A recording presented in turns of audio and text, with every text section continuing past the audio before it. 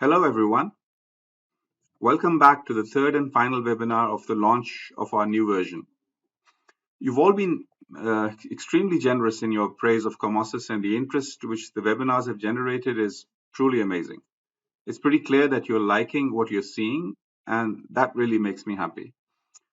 So this will be the last of the series of 3 webinars which we had planned for the launch of the new version, but it won't be the last time we meet. We will continue to provide interesting presentations for you regularly, but we will make sure to keep them short and manageable. We are planning a weekly series of webinars, which could last anything between, say, 10 to 15 minutes, something you can watch without cursing me for making you wait so long. In fact, hopefully something you can look forward to every week. They'll be short and focused on one or two specific topics. You can even consider them to be little Comosys training webinars, mixed with interesting observations about whatever it is that we're doing. Basically, they'll be good fun, not like the marathons we were forced to organize in these last 3 weeks. Now, typical full training of Comosys covering the analysis, design, steel detailing, concrete and rebar detailing, etc., that takes about 60 hours. And we've tried to put a fast-paced summary of all that in 6 hours in these 3 webinars, in such a way that the experienced engineers and detailers among you will actually pick up a lot just from these 6 hours if they watch the webinars carefully.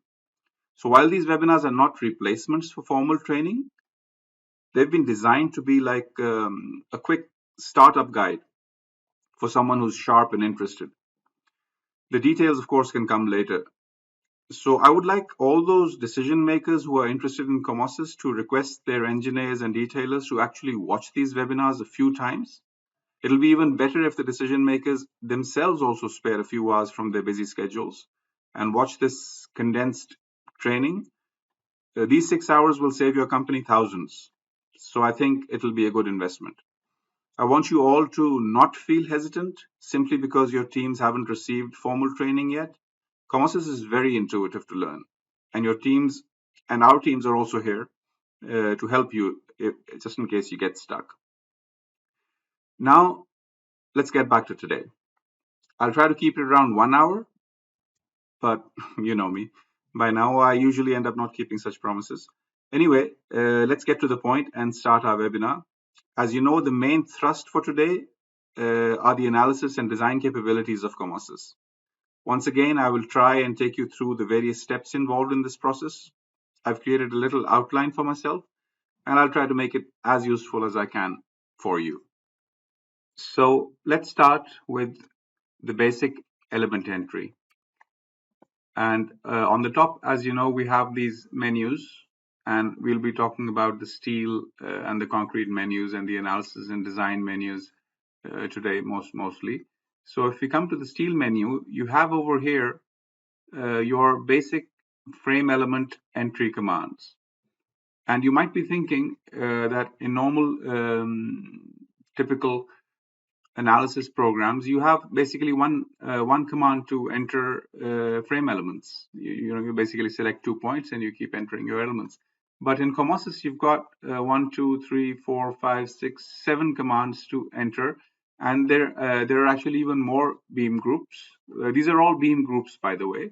So there's a column beam group, there's a beam group, this is a horizontal bracing group, there's a vertical bracing group, truss group, purlin groups, and there are other groups as well.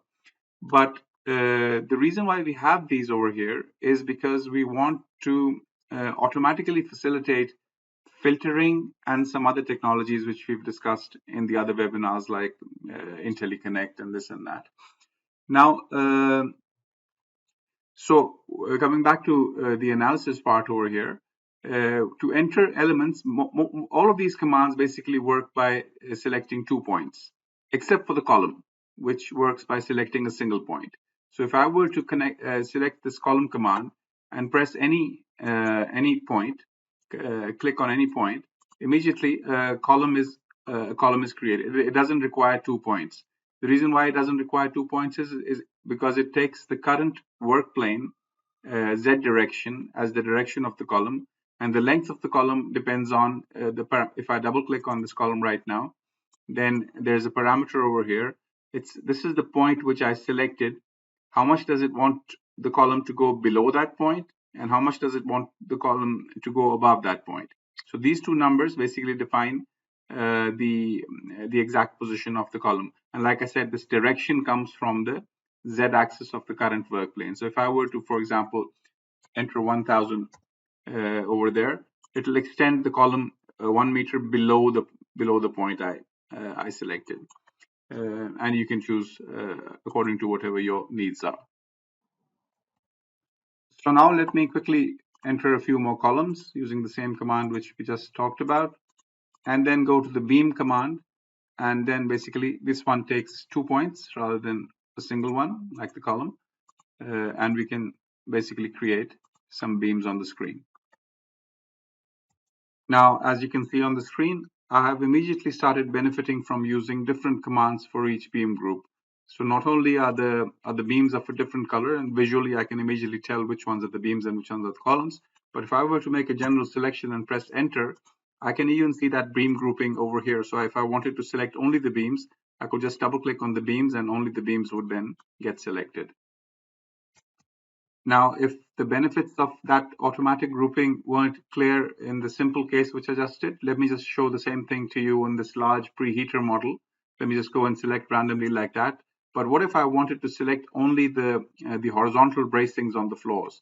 I would just press enter, go to my profiles and group by beam group, and I say I want the horizontal braces only, and immediately my horizontal braces would have gotten selected. This could be further refined into just what a particular section or the beam group, but the point I'm trying to make over here is that this automatic grouping by beam groups is extremely beneficial, and I would recommend that you never, what you can do is, for example, use the beam command to enter the entire building. You can do that. There's nothing stopping you from doing that.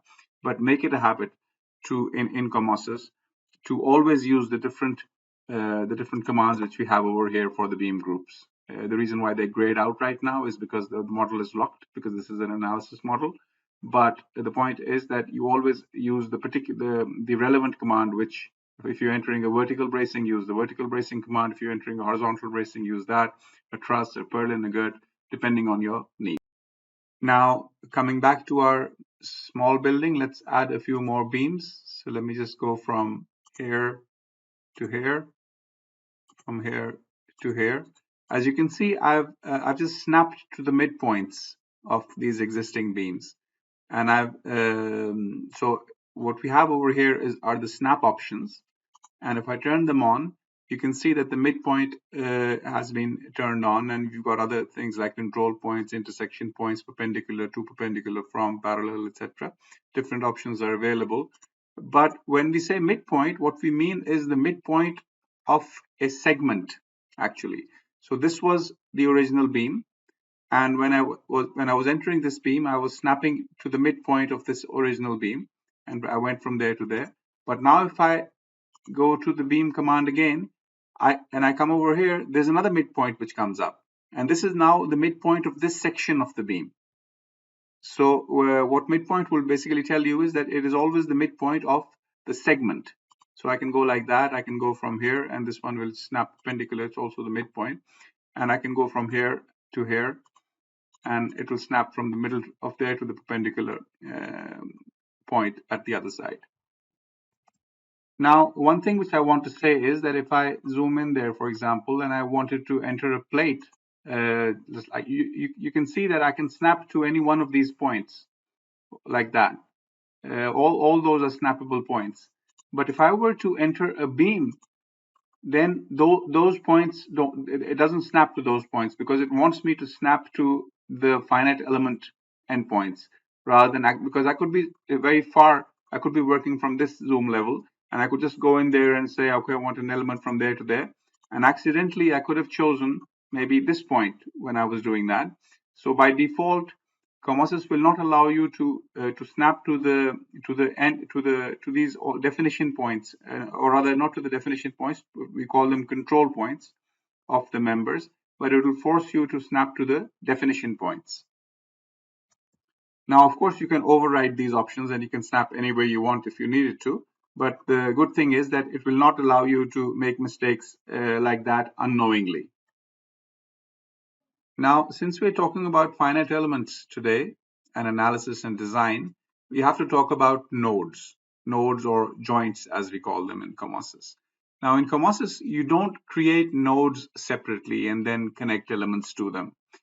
As you create your elements, your nodes are being created automatically. So if I were to zoom in there, you see this yellow dot over there, this one, which you can select. That's a finite element node. And you have the visibility and selectability of that over here. So if I can turn them off, I can turn them back on. But the moment you create any element, so let me create a column, for example, over here. Immediately, if the nodes at the two ends are also created with it. So there's one over there, and there's one, if I were to turn it around, there's one over there as well. Now, the thing about these nodes is that they're of two types. One, what we call end nodes, and one, what we call intermediate nodes. If the node is an end node, it will be yellow. So this one over here, for example, was created when we created the column. But then when we entered the beams, the beams did not create extra nodes over there. So they're not three nodes over there. Only when the first column was entered was a node created. When the beam was entered, it automatically, the program noticed that the node already exists at that point. So I don't need to create a new one.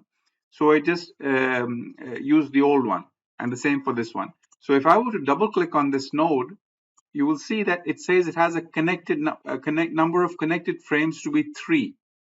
If I were to double click on the column I just created over there, you will see that the connectivity will be just 1. Or if I were to, for example, create a beam from there to there and zoom in again, and now double click on this one, now it's turned into 2. So the connectivity keeps changing as you keep entering new elements. Now, I was mentioning that there are two types of nodes. One is the yellow one, which we call the end nodes. And what we mean by that is that if a node is yellow, what it means is that all the elements, so the connectivity is 3, which means 3 elements are framing into that node.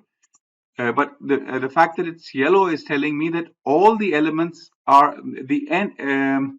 It is the end of all the elements framing into it. So it's the column end over there. The beam ends at the same point, and the other beam ends or starts at the same point, basically. But these nodes can also be blue. So, for example, the same node over here is blue, and this one has a connectivity of 2, which means that there are 2 elements. One is this one, this continuous one, and this beam framing into it. Now, the fact that it is blue is telling me that this is not an end node, but it is an intermediate node. And what that means is that from the connectivity of whatever 2 or 3 or 4, from that connectivity count, one member is continuous and the others are ending at that point.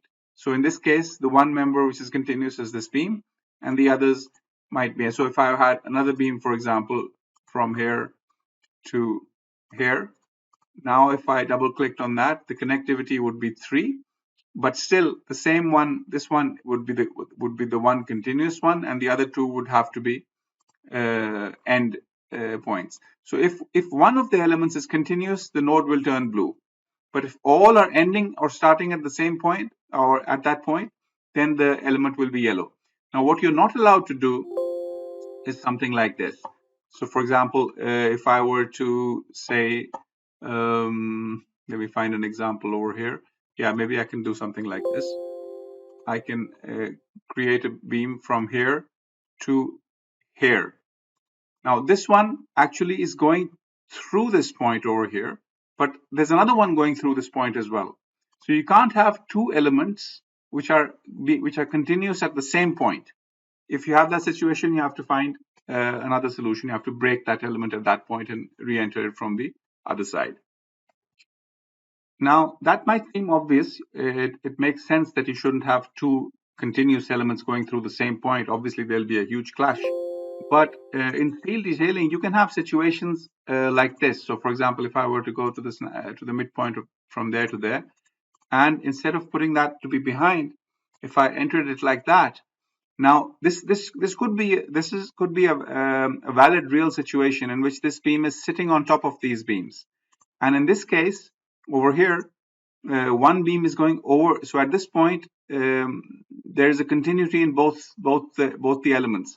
And if I were to go to my finite element model, which I can do by pressing Alt D by, for example, a couple of times, I can see the line mode.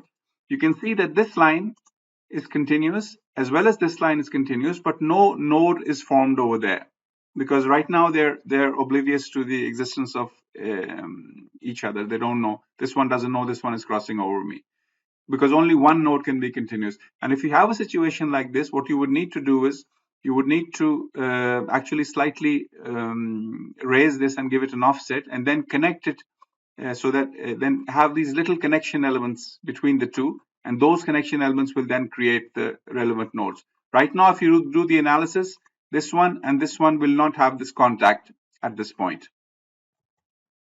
Another thing which I can mention over here is these little green dots which you're seeing on the screen. They represent internal releases. So if the element has any release, so for example, if you're talking about this beam has a start and an end, and we can see that there is some release at the start and there is some release at the end. Now, what release that is, we don't know. We have to double click the element and go to the analysis tab over there. And there we see that the start has moment M22 and M33 releases, and the end has M22 and M33 releases. But even if it had some other release, as long as there was one release, you would see this green dot.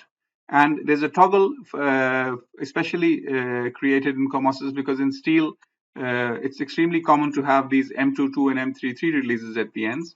So we have a toggle called Control R, which we can then do to remove those M22 and M33 releases. And this is very commonly used in steel. Now, it's a good practice to remember this blue and yellow color coding, that the blue ones are intermediate ones and the yellow ones are end ones. Because if I make a mistake in snapping, that can remind me of my mistake or correct me when I make that mistake. So let's say I was entering a beam from here and I wanted to snap over here, but forever I'm going to make the mistake deliberately over here. Instead of snapping to that point, if I just press enter and I say dx1, which is just 1 millimeter away in the x direction, and I create a beam. Now, it seems as if, because from this distance, it seems as if everything is okay. But immediately, the presence of this yellow node will tell me something is wrong, because this one is continuous. And had I properly connected to this one, this should have turned blue. But since I snapped to about 1 millimeter away from that, it's actually yellow right now. And if I were to go into the plan view and turn on my finite element mode, and I zoom in, I will soon see that actually I'm not touching that element. Now, one thing which needs mentioning at this point is that if you were entering a concrete building, for instance, and you were in this menu, and these are the commands which we typically use to enter the main parts of the building, and then we have some more on the side. But what I want to mention at this point is that only the beams and the column commands will actually create a finite element model. For example, if I were to create a slab over here right now, this will not convert into a finite element model. This does not mean that this is a shell element which will get converted during the analysis stage. Or if I were to create a wall between these two columns, this does not mean that this is a shear wall. Both these elements are merely for detailing purposes. You can do anything. You can create flares in them. You can modify their geometries any way you want. The primary purpose is for detailing. If you did actually want to convert them into a finite element model, we will talk about that. There's a different command for that, which we call supershells, and they're very nice tools where you can convert any shell or any slab or any wall into a supershell. But that's a separate thing which you would need to do. At this point, what I would like to mention is that merely seeing a slab or a wall over there should not tell you that this will become part of the finite element model. Now, a few quick words about creating load cases and load combinations in COMOSs. So if you go to the analysis and design menu, you have your this menu item over here, or this toolbar. And you can, if you open that, you see there are several options in which you can create and edit load cases and load combinations from here. You can create and edit analysis cases. You can create spectrum functions. You can edit time functions and ground motions. You can have an automatic, this is very useful, this is an automatic load combo generator. And you can basically copy your load cases and combinations between models as well. So if I quickly go to the create and edit load cases and load combinations, I have several ones already created over there. And if I click on any one, you see that it has a name. This is a load case. You can give it a name. You can give it a type, which is a load case. Load cases can have types, and the types can be dead, live, wind, snow, earthquake, equipment, crane, construction loads, roof life. There are several cases which are typically used, and you can even add some customized ones if you want at the end. So every load case you will create will have a load case type. So let's go to, for example, a wind load case over here. And so these wind case load cases will have the type of wind load. Now there are certain parameters over here called state indices and substate indices. These are for cases, these are for things like moving loads, for example. If you wanted to create moving loads, you could use state indices and substate indices. And there are separate videos available which you can follow. But the basic idea is, so you can also use them, for example, for wind loads if you would. They haven't been used over here, but if you wanted, so if we could give wind X a state index of 0 and a sub index of 0 as well. But wind minus X, we could give a state subindex of 1, and wind Y, we could give a state subindex of 2, and wind minus Y, we could give a state subindex of 3, for example. Now, what this will tell Comosys is that so wind, all the wind cases have a state index of 0, but their sub indices are varying from 0 to 1 to 2 to 3. What that will tell is that when you generate the automatic load combinations, it will never put wind X and wind minus X together. They're all of type wind. It'll never put wind X or wind Y together because they have separate sub indices. Anything with a different sub indices will be put in a different load combination. Similar things you can do with your earthquake, X, Y, X, minus Y. You can give them sub indices if you want. And more importantly, for moving loads like crane loads. So if you have 2 cranes in your hall, for example, you can give crane number 1 a state index of 0, and then all its positions along the hall will have variable sub indices. And the second crane will have a state index of 1, which will be different, and it will have its own sub indices as far as its motion along the hall is concerned.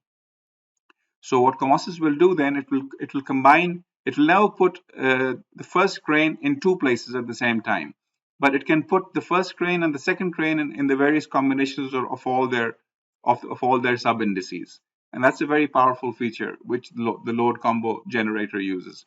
Similarly, over here you have load combos where you can create as many load combos as you want. You can, like I said, you can automatically generate them as well, and there are separate videos which are talking about that. You have response spectrum cases where you can create as many response spectrum cases as you want. You can give them any modal combination of absolute sum or square root of sum of the squares, or CQC, complete quadratic combination. And you can also give them a directional combination in cases where you want the earthquake to strike from 2 directions with different parameters at the same time, and you want to tell the program how to combine those cases. Similarly, you have dynamic load patterns over here. So this is the area basically where you will enter your load cases and your load combinations. So we talked about load cases and how the load cases can have these state sub-indices. So we talked about the wind load case, which I've given the sub-indices of 0, 1, 2, and 3. And similarly, the earthquake ones I've also now defined as 0, 1, 2, and 3 for the sub-indices. And there's a crane load as well over here, which has 2 states. I mean, this could have 100 states. You could have a crane moving placed at, say, 100 different locations along the hall, and each one of them will become a load case. and you could very quickly then assign them these sub indices if you wanted to. But the point I'm trying to make is that once you define these load cases, and I've deleted all the load combos from here, because I wanted to show you the automatic load combo generation. So the load cases have been defined with the appropriate state indices. We've got self and dead and live. Then we've got wind, which has 4 states, earthquake, which has 4 states, and crane, which has 2 states. Now let me go to the automatic load combo generator. So if we go to the load combo generator, you see over here that on the left hand side you have options of choosing a standard, and whichever standard you choose, the load combination, the generic load combinations of that standard appear on the screen, and you can then turn all of them on or some of them on or off, or depending on what you want. You can say, okay, I only want these or whatever. What I'm going to do is I'm going to go to AISC This has these basic 6 load combinations: dead plus dead as one, then there is dead plus live, then there is dead plus wind, then there is dead plus live plus wind, and there's dead plus earthquake, and then there's dead plus live plus earthquake. But in addition to these, I have an area over here which works through a customizable file where I can actually create any kind of a generic load combination based on my basic load case types. And I've created a generic load combination called 1.4 dead plus 1.6 live plus crane full. That's 1 into crane full basically. So I'm going to add that to my list coming from the AISC AST requirements. So I want it to create all the load combos of the AISC AST requirements in addition to this generic load combo. And when I say generate, it asks me that, are you sure you've created the load cases appropriately? I'm saying yes. And the moment I do that, if I go back into the load combo thing, my load combo area has been populated. And if you see over here, it has created, I don't know how many load combinations, but if you see there is dead plus live, then dead plus wind is 4. There are 4 of those because there were 4 cases of the wind, 4 sub indices. And then dead plus live plus wind also has 4 load combos. Then dead plus earthquake has 4, and dead plus live plus earthquake also has 4. And then there is one, the separate one which I asked for, which combines the dead and the live and the crane full. Since there were 2 crane states, it made 2 load combinations. Like I said, if you had 20 crane states and you wanted to combine them with the wind as well, this could easily run into hundreds or even thousands of load combinations. But the feature is very powerful. All you do is you define your generic load cases, your load combos, and you define your load cases with the appropriate sub indices, whether they are cranes or wind or earthquake or whatever, any load case which can take multiple forms or shapes. You define them and then you just run the combo generator and your load combos will be generated. So here, for instance, is a case with a crane which is running around these 3 bays, and it's got 3 wheels on which we have the loads, and on the other side actually we have the minimum loads on the other side and the maximum loads on this side. And automatically what the program will do, it will create all the load cases for each position of the crane. If you see, the state sub indices are changing, and this has not been entered manually. This is for the load cases, by the way. And even the load cases can be generated automatically for moving loads like cranes. And there are, I mean, it's not like 10, 20, but there are probably, I don't know how many there are. There are about 550 positions, very small increments which the crane can take.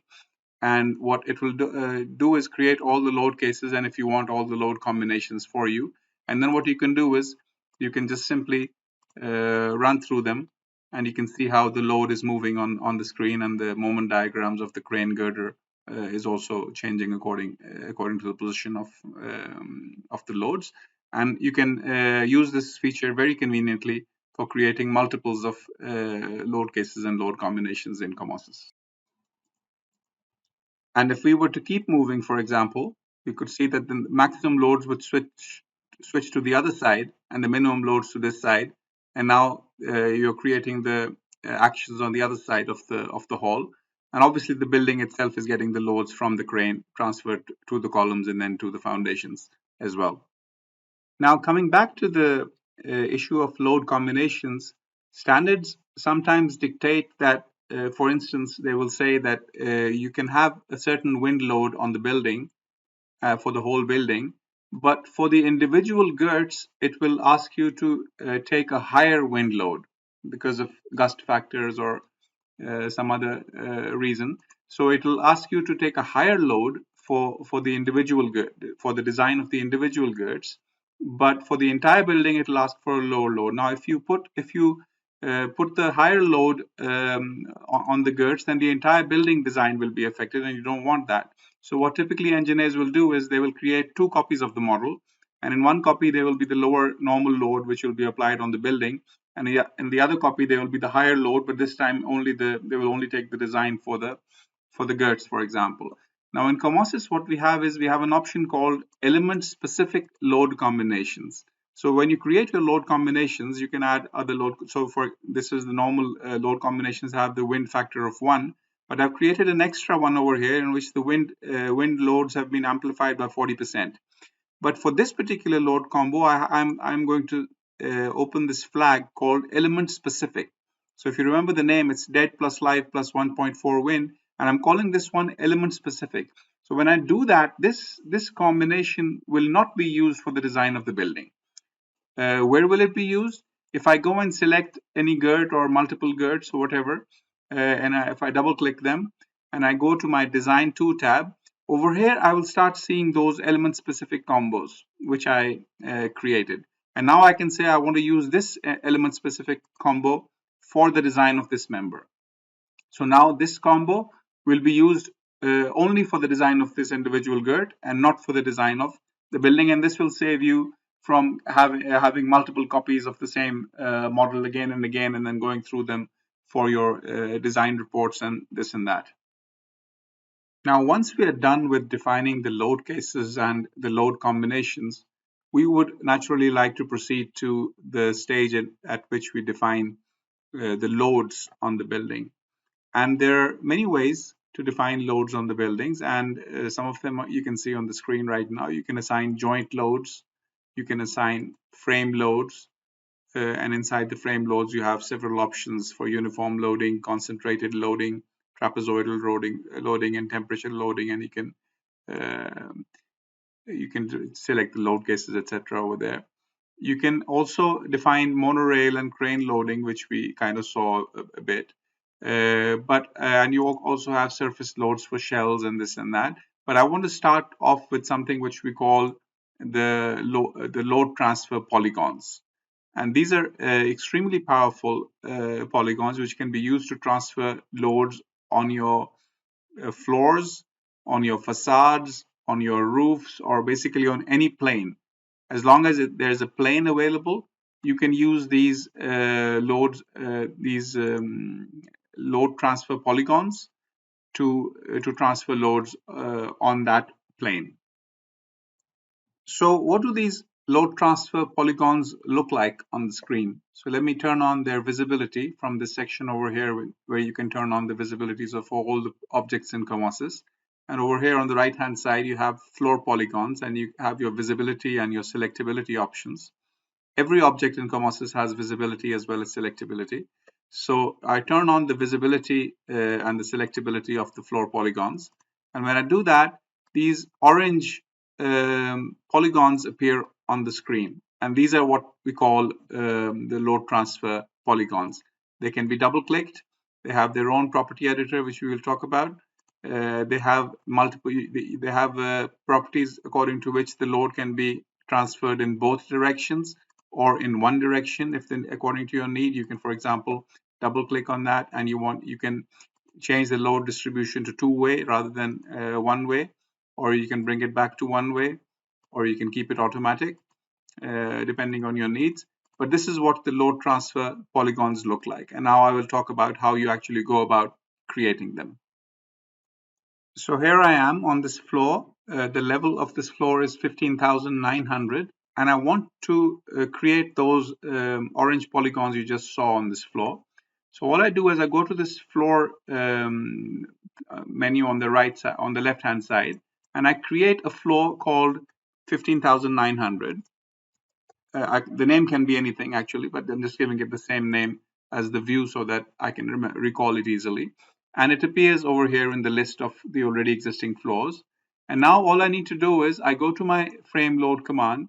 I can do it from here, or I can just right click from here as well. They both lead to the same place. But if I go from here and I say, okay, the relative level from this level will be 0. So this is at 15,900. I don't want to give it any offset, so 0 is okay. And then it asks me for which floor from the ones created on the left hand side. And if I go all the way down, I've just created this new floor, 15,900. I say okay, and the moment I do that, these orange polygons are created. It basically goes and finds all the possible combinations where loads could be transferred in this building. So let me turn on the beams like that so you can see it more easily.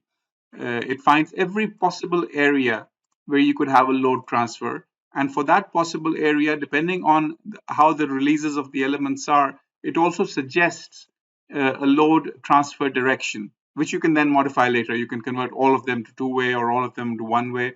You can change the direction of which direction you want to apply the loads. But the whole point is that without you having to even select any points, it will create these polygons for you. And then what you can do is you can actually delete some of these polygons. And you can say, okay, I don't want any loading over here. I don't want any loading over here. This is a hole, I know that, in the floor. So you can actually go in and actually modify this list according to whatever your architectural requirements are. Once you have removed the floors, which represent, removed the floor polygons, which represent, which have covered areas which are supposed to be holes in the floor, for instance, you can go ahead and modify the loading, the transfer directions. So, for example, if I wanted to if I wanted to change all these into two-way distributions, I could just select them, select the floors by the on-the-fly filtering, and then go in there and say I want these to be two-way as well, and those would be converted into two-way. You can do, or you can do select the whole floor and do that. Now, once you're happy with that as well, now the time comes to actually apply the loads through these floor polygons. Now, to do that, all you need to do is just go to the floor polygon, which we have created at the 15,900 level, right click and say, I want to create a surface load using these polygons. And you select that option and this little dialog box appears. You can select a load case. So let's select the live load case, for example. And the direction can be, you can have global X, Y, Z directions, or you can say perpendicular to polygon. So like I said, you can do wind loads on roofs or any inclined surface. So in this case, I'm going to leave it at global Z, and I'm going to give it a name. I'm going to say live load, and then I'm going to give it a value according to these units. So let's give it a value of -5 kilonewtons per square meter for these floor polygons, and say OK. And when it says, do you want to create the surface loads? Yes. And the moment I do that, if I open this up, this little live load has been created on that floor. Now, if I were to then sort of rotate this around and look at it like that and turn on my live loads from over here, the reason why they didn't show up is because the visibility of the loads is off. So if I turn on the visibility as well, you will see that all the live loads have been created from those floor polygons. And in what amount? What is the quantity? That quantity depends on what you just did in there, whatever number you just gave. You can go in and change that number now if you want. I just wanted to show you how easy it is for a very complicated floor like that to create your loads. And even now, after you've created your loads, you can still go in and, for example, delete certain polygons. And when you do that, the floor loads will be modified accordingly immediately as you delete the polygons. So let's say somebody tells me that even this part doesn't have a flooring on top of it. When I do that, you see that the loads are being modified as we delete those polygons. So this is a very easy way to create your floor loads. Here is an even more complicated case of, you can see the building on the left, and on the right hand side you can see the floor polygons at this level, which is the 8,550 level. And if I were to turn on the loads, you could see that all the floors. If you have removed the polygons where there are openings in the floor, and you can see the openings are very complicated in this case, much more complicated than the example I showed you before. But the floor polygons have been used very efficiently to create basically your floor loads. Now, if I were to go in there and select a certain group of these floor polygons and press enter and through the on-the-fly filtering, if I were to double click on the polygons only, I could just ask them to, so right now they're transferring the loads in both directions. If I were to say, okay, instead of the two-way action, you can, if you, I want to give to create a one-way action for these particular floor polygons, and I do that, and then I go to my this floor level and I say just recalculate the loads according to this new definition. When I do that, immediately the flow loads will be recalculated according to the new load transfer direction. Now, if you were doing an earthquake analysis, say based on the equivalent static load method, what you would do is you would find the equivalent static loads at each floor level and apply them as horizontal loads on the, say, the columns directly at certain node points, and that will give you the overall impact of the equivalent static loads on the foundations and on the braces, etc. But we know that in reality, the earthquake loads actually stem from the accelerations of the mass inside the floors. So it's not correct to actually just assign them to the columns directly. Just like it's incorrect to assign wind loads directly to the column, they're actually coming through the girts or the purlins. Similarly, the earthquake loads are also coming through the mass which is available on inside the floor, and through the live load through the live load participation, which is once again present inside the floor. So what you can do with these polygons, another thing which you can do with these polygons is you can ask it to create, say, another surface load, but this time you can choose a load case, of course. But instead of choosing the global Z direction, for example, let me choose a global X direction and call it the earthquake X load. Let's say my equivalent static load on this level is 10 tons, and the area of this whole thing is, let's say, 100 square meters. So that's like 0.1 tons per square meter. So I can actually go in there and say something like 0.1 kilonewtons per meter square, say, for example. This is my earthquake load in the X direction using these polygons. And what I will, if I do that, it asks me, do you want to create the load? If you see on the screen, it has actually created horizontal loads using these polygons once again, wherever they are perpendicular to the beams. So let me turn the beams on. Whenever they're perpendicular to the beams, they have been created as lateral loads. And whenever for this beam, for example, over here, it's being applied as an axial load directly inside the beam. So it'll end up as the same 10 tons which we wanted to give to the columns, and the columns will receive the total of 10 tons, and that will be transferred to the vertical braces and from there to the foundations. But the actual small moments which in real life do occur on these beams as M22 moments, for example, and all the loads in these horizontal bracings, etc., will actually be much more realistic if you apply the loads in this fashion. Now, as I had said, these floor polygons are not really restricted to floors. The name is floor polygons, but they can be used on any plane in space. The plane can be an inclined plane, it can have whatever orientation. So over here, I have created a roof plane. This plane, as you can see on the left-hand side, it's an inclined plane. And on this roof plane, I've created a view. And using this view, I'm going to just ask the program to create the polygons for me. And I'm going to give it a level of 0 because the relative distance from that view is 0. I'm just going to say OK, and immediately you see these floor polygons are now created on the roof plane, and I have filtered out the sag rods and the horizontal bracings from this view because I don't want the polygons to be broken at those levels or at the roof bracing levels. And because I've done that, now these floor polygons conveniently are located between the purlins, and they will distribute the load left and right of the purlin.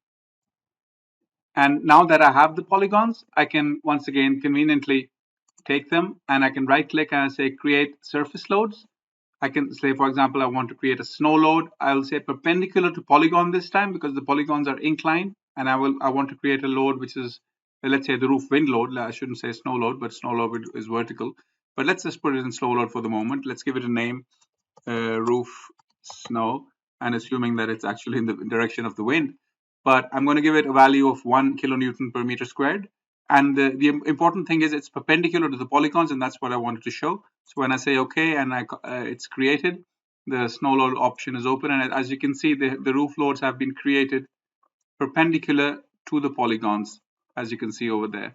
And if you can also notice, the last purlin got lesser load because the tributary area was less from the left, and the other ones got the same load. So these floor polygons are extremely convenient to create all sorts of load. You can use them to create wind loads, snow loads, live loads, earthquake loads in the X and Y directions.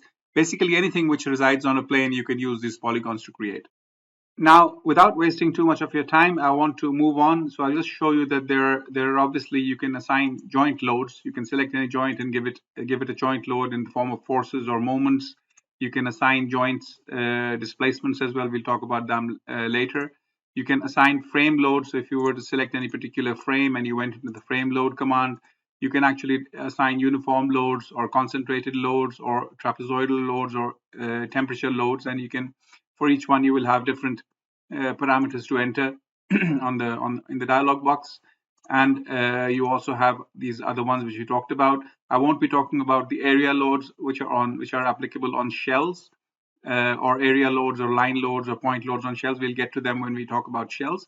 But the whole all kinds of manual loading is possible, and you just need to know that at the moment. So I just want to move on to the to the next topic. Now let's move on to joints and what we can do with them. So we had discussed these yellow and blue joints before. The yellow ones were end nodes and the blue ones were intermediate nodes. What you can do with them is you can select any one of them, double click on it, and it will give you this option of adding a restraint to that particular joint. And you can obviously have U1, U2, U3, R1, R2, R3. Those are the restraints you can have. If you press this one, then the whole thing gets fixed. Press this one, it's a hinge. This can be a roller. You can modify them manually as well. But what else can you do with joints? You can select any joint and you go over here and you can assign a joint mass to that joint. And the joint mass, you can give it a name. You can give it translational masses in the 1, 2, and 3 directions. And you can give it a mass moment of inertia about the node in the local axis 1, 2, 3. And you can define the units over here. That's one thing you can do with joints. Another thing you can do is you can assign joint springs. So if you want to model the soil and you don't want to make it fixed, but you want to model it like a spring, then you can assign a joint spring. Similarly, you can assign joint restraint, which is what we just talked about. And you can also assign multi-joint constraints. Now, what we mean by that is if you select more than, let's go to the side, for example, if I were to select an entire floor and select the joints on that floor, and if I went into the assign multi-joint constraints, I have the option of assigning, making it a rigid diaphragm, or giving all the selected joints an equal constraint, or giving the selected joints a rigid body constraint. In the case of a diaphragm, you can give that diaphragm a name. You can define the constraining axis, which is usually Z for the horizontal floors, but you can even make it along any plane. By selecting the auto option, whatever plane is defined by those joints, it will be taken to be perpendicular to that plane. With the equal constraint, then you have the option of defining which particular degrees of freedom will be equated as far as those joints are concerned. You can give it a name once again. You can save them away. And for the rigid body one, you only need to give a name. There's nothing you need to define because the bodies the selected joints will behave like a rigid body. There's a difference obviously between a rigid body constraint and a rigid diaphragm. The rigid diaphragm doesn't behave like a rigid body. It behaves like a rigid body only inside the plane, not outside the plane. Now, since we talked about assigning masses to joints, let me just remind you that you don't always have to do that. When we go back to the load cases, and in the load cases, you can specify any particular loads in a load case to be converted to mass during the analysis stage if you're doing a dynamic analysis. And you can say that any load which I enter under this load case, you convert it to mass with a mass conversion ratio of whatever this number will be not, codes will usually specify these numbers, and 0.3 is a very typical number for live loads. And the reason they have that is because the live loads are usually modeled as frame loads, but in reality they exist as masses as well. But the participation is not 100% because of various reasons. And what the code specifies is that you should actually consider the mass when you're solving for the dynamic properties of the structure. You should consider the masses of these live loads or equipment loads or basically anything, any load which is there physically as well. So you have the option of converting these live loads or other loads into masses from the load cases as well. So when will you actually assign a mass to a joint directly is when you will not have the equivalent load for that, or you haven't converted that load into a mass. Now, what it will do is if you tell the program to convert it into mass, if it's a joint load, it will be directly applied as a mass to that joint. But if it's a frame load, then the load on that frame will be divided into two parts, and one part will be assigned as a mass to the left node, and the other half will be assigned to the right node. Now we've talked about entering the basic frames and how to give the joints restraints and constraints, and then how to create load cases and load combinations and all that. And it seems that we are now ready to run the model. But there's one thing we haven't talked about, and we need to talk about that first, and that is shells. Now we know that no analysis model is really complete without shells.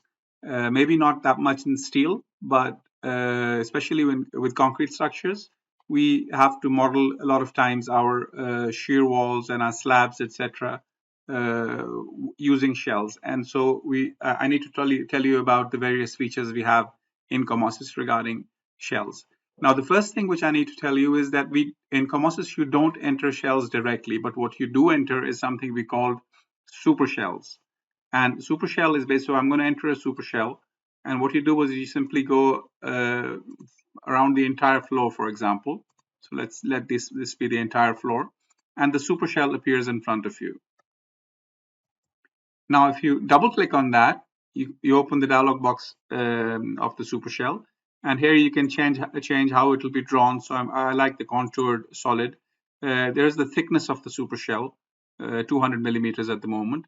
There is a uniform density of because the supershell is going to be meshed for the analysis. So right now it's about 1 meter, and there's a default material which we have, and we can change that to any other material. For example, I can go down and I can convert it into, say, a C35 concrete, 200 millimeter thickness, and say apply. Okay, and now we have entered the properties of this supershell. If we were interested in how this is going to be meshed, then all we need to do is just press this button. This is like a default preview, a preview of how the mesh is going to come out. And if we do that, you will see that this is what the mesh is going to look like.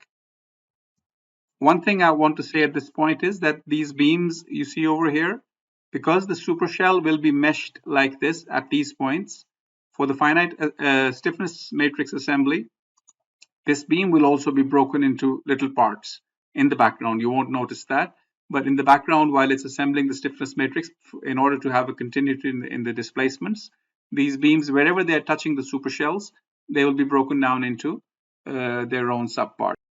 Now, these supershells have some really amazing features which really make your life easy when it comes to the analysis of shells. And one of them is its ability to sniff out or locate whenever there's a frame element touching it. So I already talked about how these will be meshed because the supershell is in contact with it. But this is not only at the edges. If I were to, for example, enter a beam like that and say dx 1000 using the static entry method, and at the other edge, if I were to say dx minus 1000 and basically enter the inclined beam like that, and now if I ask the program to give me a preview of the mesh, you will see that now the mesh has changed and it's going along this line of the beam. And this, not only will this beam be broken down into subparts, but the mesh created by the supershell is also in perfect union, in perfect harmony with that particular frame element. But that's not all. Let's say we were not happy with this density of 1000 which we see on the screen. let's say we wanted a higher density, but the problem was that, so for example, we could just make the density higher. We can call it, say, 300. And when we do that and do the mesh again, we can see that the density has been changed, and once again it also fits the beam along that line as well. But this is not what we want to do. What we want is to keep that density of 1000. Let's keep it back to the normal number. And but we know that for some reason there's a stress concentration in this area, and we want to have a higher density, but only around this point and not on the entire slab. So what we do is we go to our mesh modifiers and we say I want an internal point at this point. That's the first thing we do. And the next thing we do is we want an internal mesh density at that point. And we put that element over there as well. And then we can just select them and press enter. And for the density point, what we can do is we can say we want a density of say 250 at that point. And if this number is whatever this number should be about 3 times that number. So let's call it 750. This is the radius around which it will spread out. And once I do that, and then I press this preview mesh again, you will see that the density has been reduced around that point only, and it slowly grows back into this normal number of 1000, which we had elsewhere in the supershell. But it's not just internal points which we can have to modify the density of the broader region. We can also have internal lines. So I could go to the mesh modifiers and say I want a mesh internal line between, say, this point and this point. And then I can say I also want to change the density along that line. So I can once again select the same 2 points. And once I do that, then I can select those objects like that, go to my density line object, double click on that, and give it a density of, say, once again 350 millimeters, and give this one a higher number because this is a line now, not a point. And once we do that and we do the preview mesh again, we see that not only do we have this increasing mesh size around the point which meets up with this 1000 general density, but we also have the same phenomena going on around this line, and it's meeting up with the broader density of the flag of the slab as it goes out into the outer regions. But even that is not all. Slabs and walls, they can have holes in them, right? And what if this super shell had a hole in it? How would the meshing algorithm behave according to that? So you can go to your cut commands, for example. So what you can do is you can go to your polygon cut, select this super shell, and say I want to cut this. I want to make a rectangular opening in there, and you just select the points, and the rectangular opening is created. And the moment that happens, your mesh basically regenerates. And if we were to select that cut and move it around, so let's right click and say move linear and give it, let's say, okay, any number in the y direction, and say move, you can see that the mesh is adapting as the cut is moving, even as it is going through that density line. It's very convenient. Let me just remove the cut, and you can see even the density is still being applied along that line, and the cut is being made. And basically all our requirements which we wanted a hole in this area, we wanted the line density to increase along this line, but we wanted the general density to be 1000. All those requirements are being satisfied. Now we know that the super shells are intelligent. We've seen that, and they can sniff out these elements which are lying in the plane of the super shell and mesh according to their presence. But what if these frame elements were not in the plane but were actually outside the plane in the direction, let's say, perpendicular to the plane?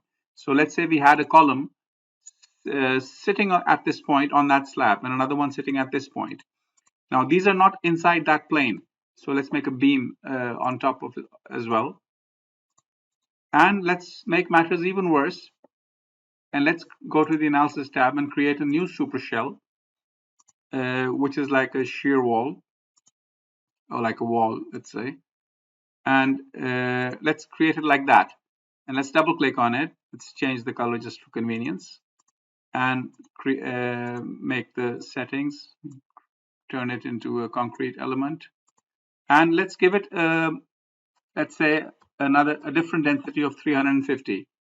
Now we have a different, even more complicated situation in which we've got some elements coming up vertical or perpendicular to this existing supershell, and one of them is a supershell itself, and they're also frame elements like you see on the screen.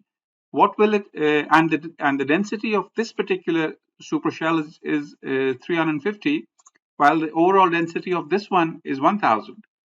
So what's going to happen at these points of contact? So let's go and ask the program to do the preview mesh for us. And when we do that, we see that this one has been meshed with 350. And as it touches this one is, because the density is higher, it's being forced to adapt to that one. And on the back side as well, you see a perfect harmony between the meshes. And if we were to convert this into line mode, you will see that the columns are landing at a point which is an exact node point for the supershells. So what we have is exactly what we would have done by hand. This would have taken us hours to do. And you can probably already feel the kind of things, the kind of advantages this supershell meshing is going to give you. Those who are thinking about steel might already be thinking how they can use these features to design or analyze steel connections, if you will, to a certain extent. And especially for concrete structures, you've already seen the kind of power it can give. If we wanted to make a shear wall over here, we could just enter a supershell again. Once again, as you know, we don't enter shells, we enter supershells in Comosys, and Comosys does the rest. So we can enter a supershell, change the settings if you want to, whatever. And then if you wanted this bottom part to be restrained, we could assign the line support, for example, and we could just say from here to here there is a restraint. And what that will do, what that will tell Comosys is, if you double click on that, once again, just like the joint restraints, we can have UX, UY, UZ, RX, RY, RZ, constrained or unconstrained. You can remove those. But what it will tell Comosys is that when you're doing the analysis, this is going to be meshed, obviously, this wall. And so some of those joints will come along this line, on this line. So whatever joint ends up on this line, that needs to be fixed like this, according to these fixities. Similarly, just like the line support, you could have point supports as well. So instead of having the entire line fixed, you could have just a point over here fixed, and then whatever node would come to that point would be fixed by Comosys. Now, sometimes slabs don't have a uniform thickness across the floor. So you could have one thickness, and then you could have a slightly bigger thickness in a particular region, for example. So what you do in Comosys is you go to your shell tools and you have a supershell region modifiers. And once you select that, you can select the supershell, right click, and then select the points where you want a different thickness property, for example, or some other stiffness property can also be modified. And once you do that, what it does is, if I were to just say hide this, for example, what it has done is it has created a hole in the original shell, but it has added another shell exactly at that point. And this particular shell now you can modify with a different thickness if you wished. If you just double clicked on that, you can have a lot of thickness. You can change the thickness from there. You can assign it some soil springs. So maybe only this particular part can have some different soil spring, maybe, or some load case related. You can take existing loads from the parent supershell. So a lot of things can be done with these region modifiers, which are very useful. Now, obviously, you can assign loads to these supershells, and if you go to the surface load menu, you can assign the supershell a surface load, which needs to be a uniform load, basically, along the entire supershell. You can also assign a line load, as you can see over here. You can assign a point load, as you see over here. So whenever the mesh will be created, if there will be a node at that point, and the force will be transferred to that node. For the line loads, which you create, for example, when the mesh will be created, there will be an internal line along that. So there will be nodes along this line, and whatever nodes are along this line, they will be these loads will be transferred to those nodes. But more importantly, because these three are common, they're found in most programs, but much more importantly is this loading fields concept, which we have developed in Comosys. And this is really interesting. So let me show you that for a second. Now, most programs have this concept which they call joint patterns. And this is a very difficult concept to utilize, and it's very cumbersome in the real world because your mesh keeps changing. And if you define your joints beforehand and you define the joint pattern beforehand, but then you find out that the mesh wasn't enough or you needed a hole somewhere, then everything needs to be redone. Now, instead of doing that, what we have is these vector fields in Comosys, which you can define. So you can have a linear vector field, and what that means is that you have a linear function in the it's a vector function in the form of ax plus by plus cz plus d. This is the function, and you can define these a, b, c, d parameters, and you can set the origin of the coordinate system according to which this function will be defined. And or you can have, instead of a linear one, you can have a quadratic distribution, which will be of the form of ax squared plus a1x squared plus a2x plus b1y squared plus b2y plus c1z squared, and basically that quadratic formation. And once again, you can set your parameters according to that. Or you could have an exponential distribution with a different format, or you could have an exponential type 2, which is a slightly different form of the same function. You can have a power function of type 1 and 2. So you have 6 different types of fields which you can have.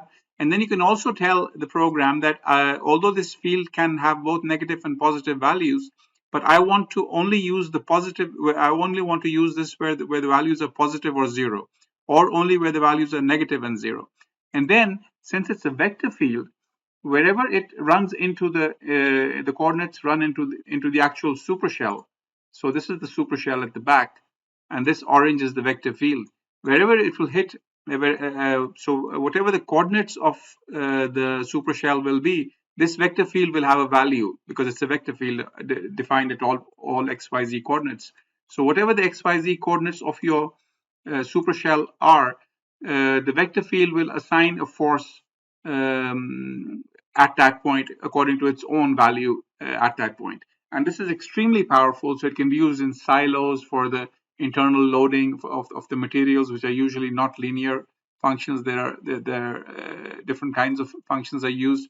And because you have the polynomial option as well, and you have the exponential and the power function option, you can do a lot with this kind of loading. And this is really unique to Comosys, and it will help you solve a lot of your loading problems.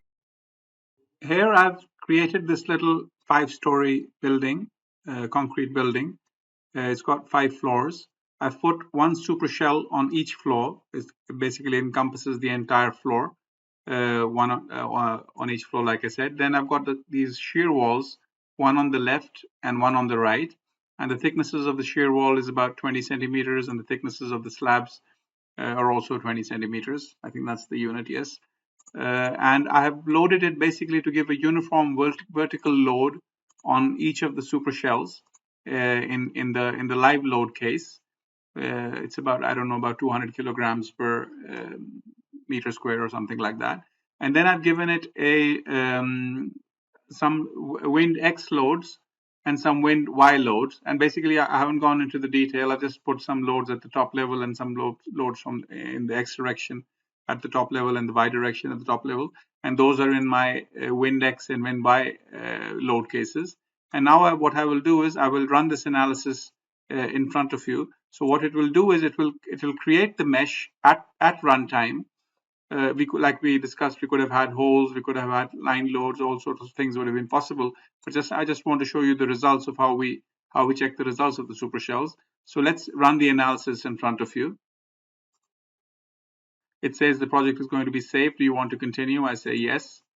And now it's meshing the entire structure, and it's a fine mesh. So it takes a few seconds, and then it basically finishes the job. So let's check the deformed shape first. That's what an engineer should do first, just in case there's anything wrong with the model. That'll be the first place which makes that apparent.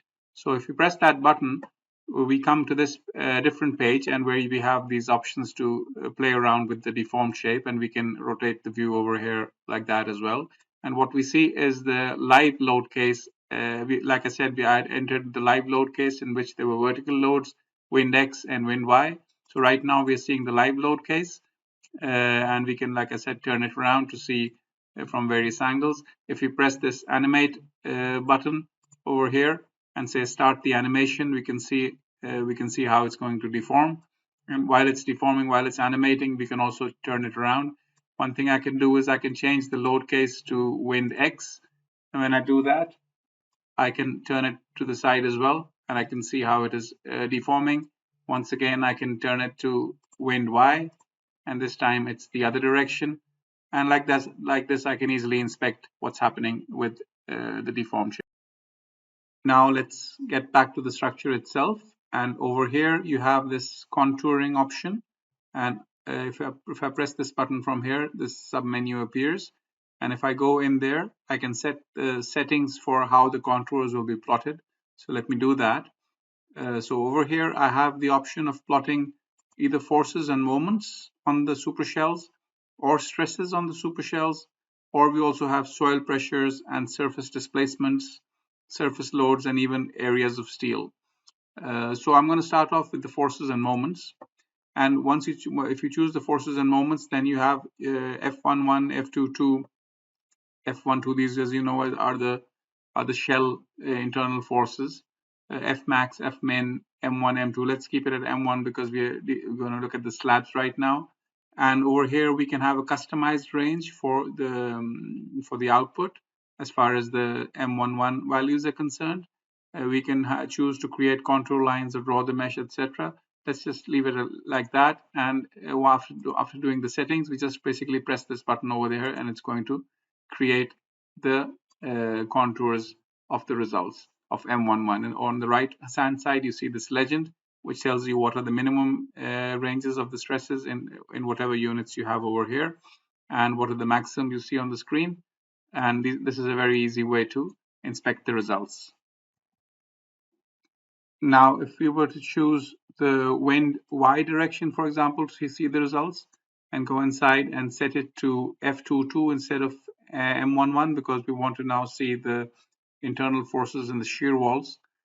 And this is the wind Y direction. So if I turn on the contouring, we will see that we can see how because of the lateral loads in this direction, the shear wall is getting compressed maximum at the ends, of course, and as it's getting higher and higher as you go towards the bottom story. The same can be seen on the other side, and it's very easy to inspect the results like this. Now, coming back to these results for the vertical loads, these M11 results, what we can also do is we can create what we call strip moment lines. So what I do is I just select this button, and I select 2 points. I can select any 2 points as long as they make a line. And then I can select that line, press enter, double click on that, and I can say show the diagram. And when I do that, immediately the moment diagram along that line is created. So if I were to just say, select this one and say show only, if I were to, for example, select this and say show only this one, I can see the moment diagram across that line, and I can place my steel accordingly if reading from the supershells is a bit more difficult. And similarly, I can create this line in the other direction as well. So I can have this line from this direction, from this point to say this point. And now, once again, I can select that line, press enter, double click on the force moment, tell it to show the diagram. And once that happens, I can now see the diagram in the other direction as well. So these strip moment lines can be, like I said, they're lines, they can be in any direction. They're particularly useful if you're doing something round, for example, a circular slab, and you want to place the reinforcement in the radial direction, for instance. But the supershells have been created in whatever coordinate systems which you needed for creating that circular slab. But you want to see the moments along the radial line. So you just basically use this strip moment to create along the radial direction, and you will get to see something like this to see what the moments are along that line. Now, as I had mentioned earlier as well, that if you go to the settings over here, you have these various options of checking stresses or forces or soil pressures, and you also have this option of checking the area of steel.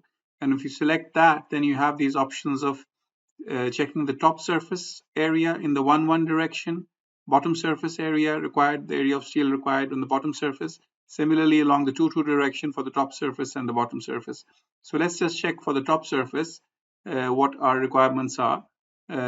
So how much area of steel we need for the top surface. And when we do that and we press this button, we see that for the top surface, we basically don't require, so there's 0 over here. This is centimeters squared of area per 100 centimeters.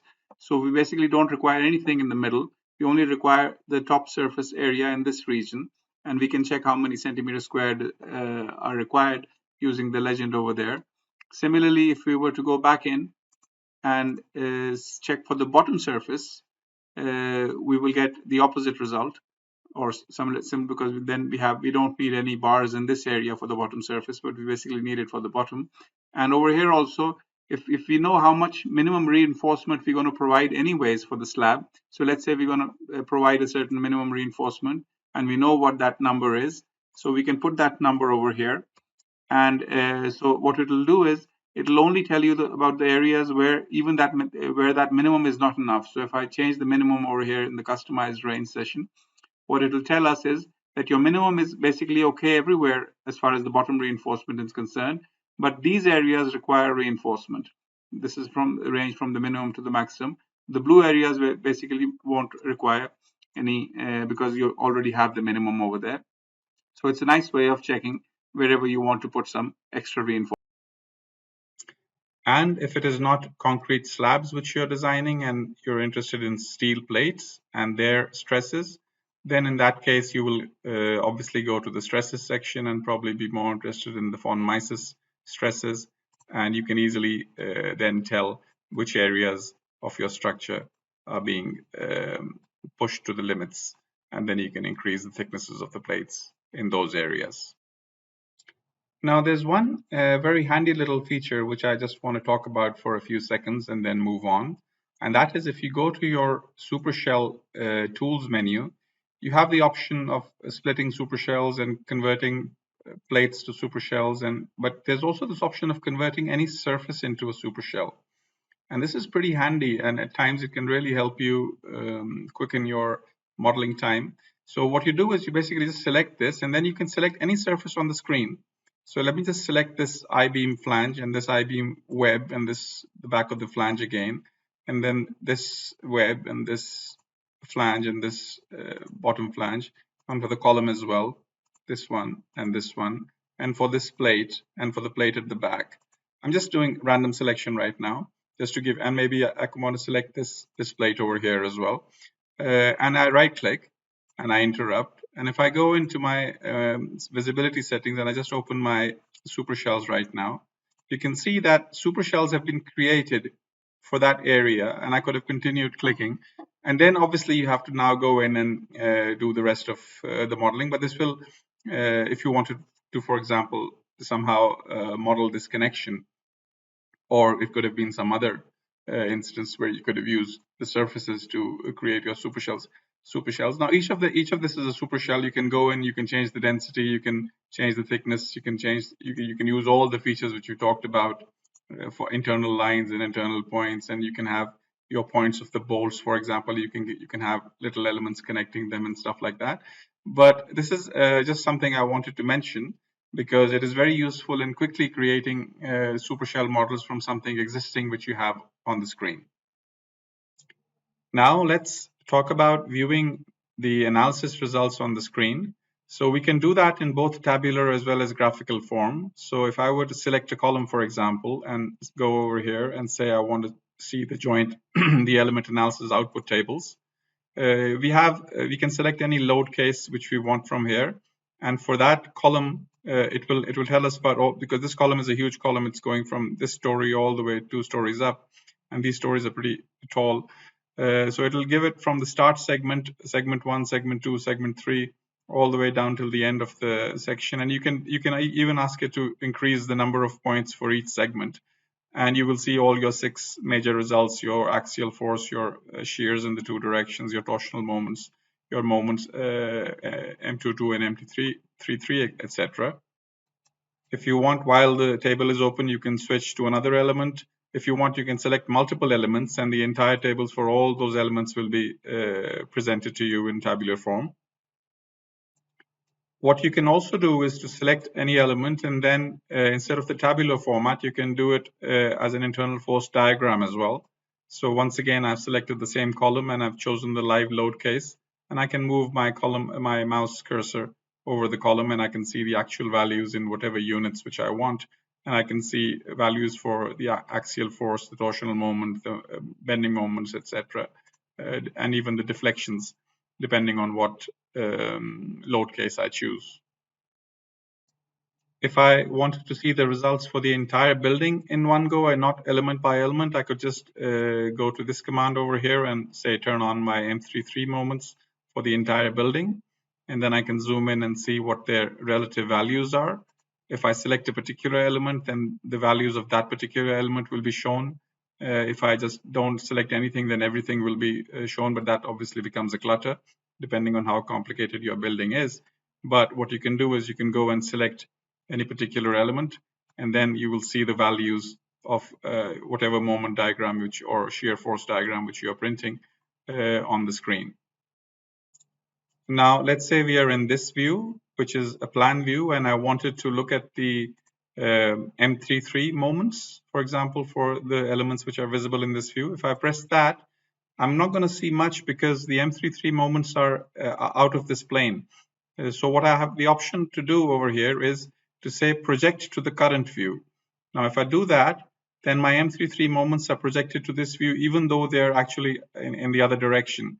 But since I'm working in the plan view, this provides a handy tool for me to see which particular beams are being stressed the most and where the moments are the maximum and stuff like that. So this ability to project to the current view is very useful when you're working in plan or sectional views.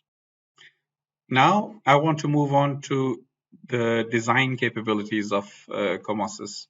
And I want to start off with the basic tab, the basic design tab, which is in the dialog box of all frame elements. If you double click on any element, we see this dialog box. And I want to quickly go over the basic parameters which are available over here so that basic understanding is achieved. So the first thing we see over here is check for lateral buckling. And this tells the program whether we want this particular element to be checked for lateral buckling. We can turn it on or off, depending on whether we want that or not. Now, this is an interesting flag over here, which means provides buckling support.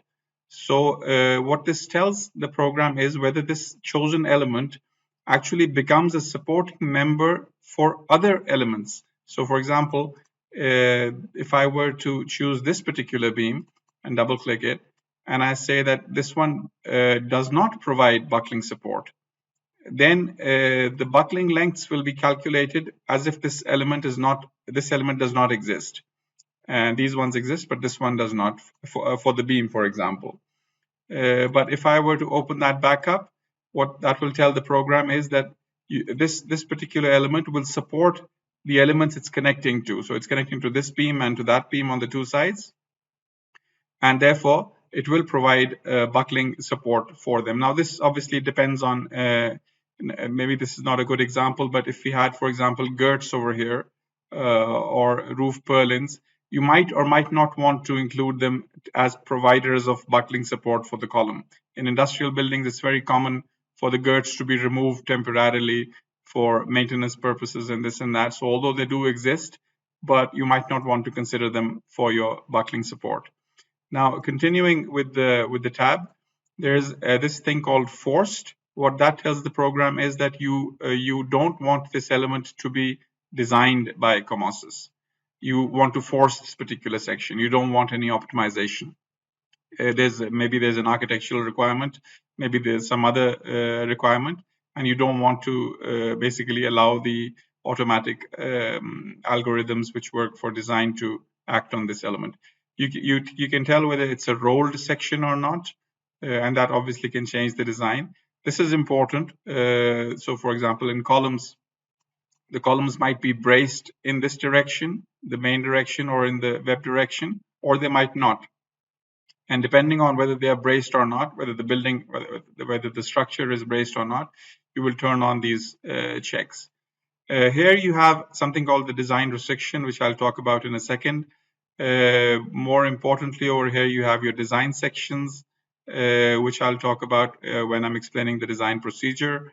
This is the number of design points for each segment. So every element will be divided into segments. So even this beam, for example, it's a physical beam going from here to here, but it has lots of things connecting into it. So it's composed of many sections. And what so we have section 1 over here, 2, 3, 4, 5. So what that number is telling the program is that each section will be further divided into 4 points, 4 design stations to do your design checks. There's something about a cantilever deflection check, which I'll talk about, and there's the ability to override your buckling lengths as well. So let me just close that and we can continue with explaining what the design parameters. So now let's start with the buckling length calculations of elements, as that is really a very problematic area in most programs.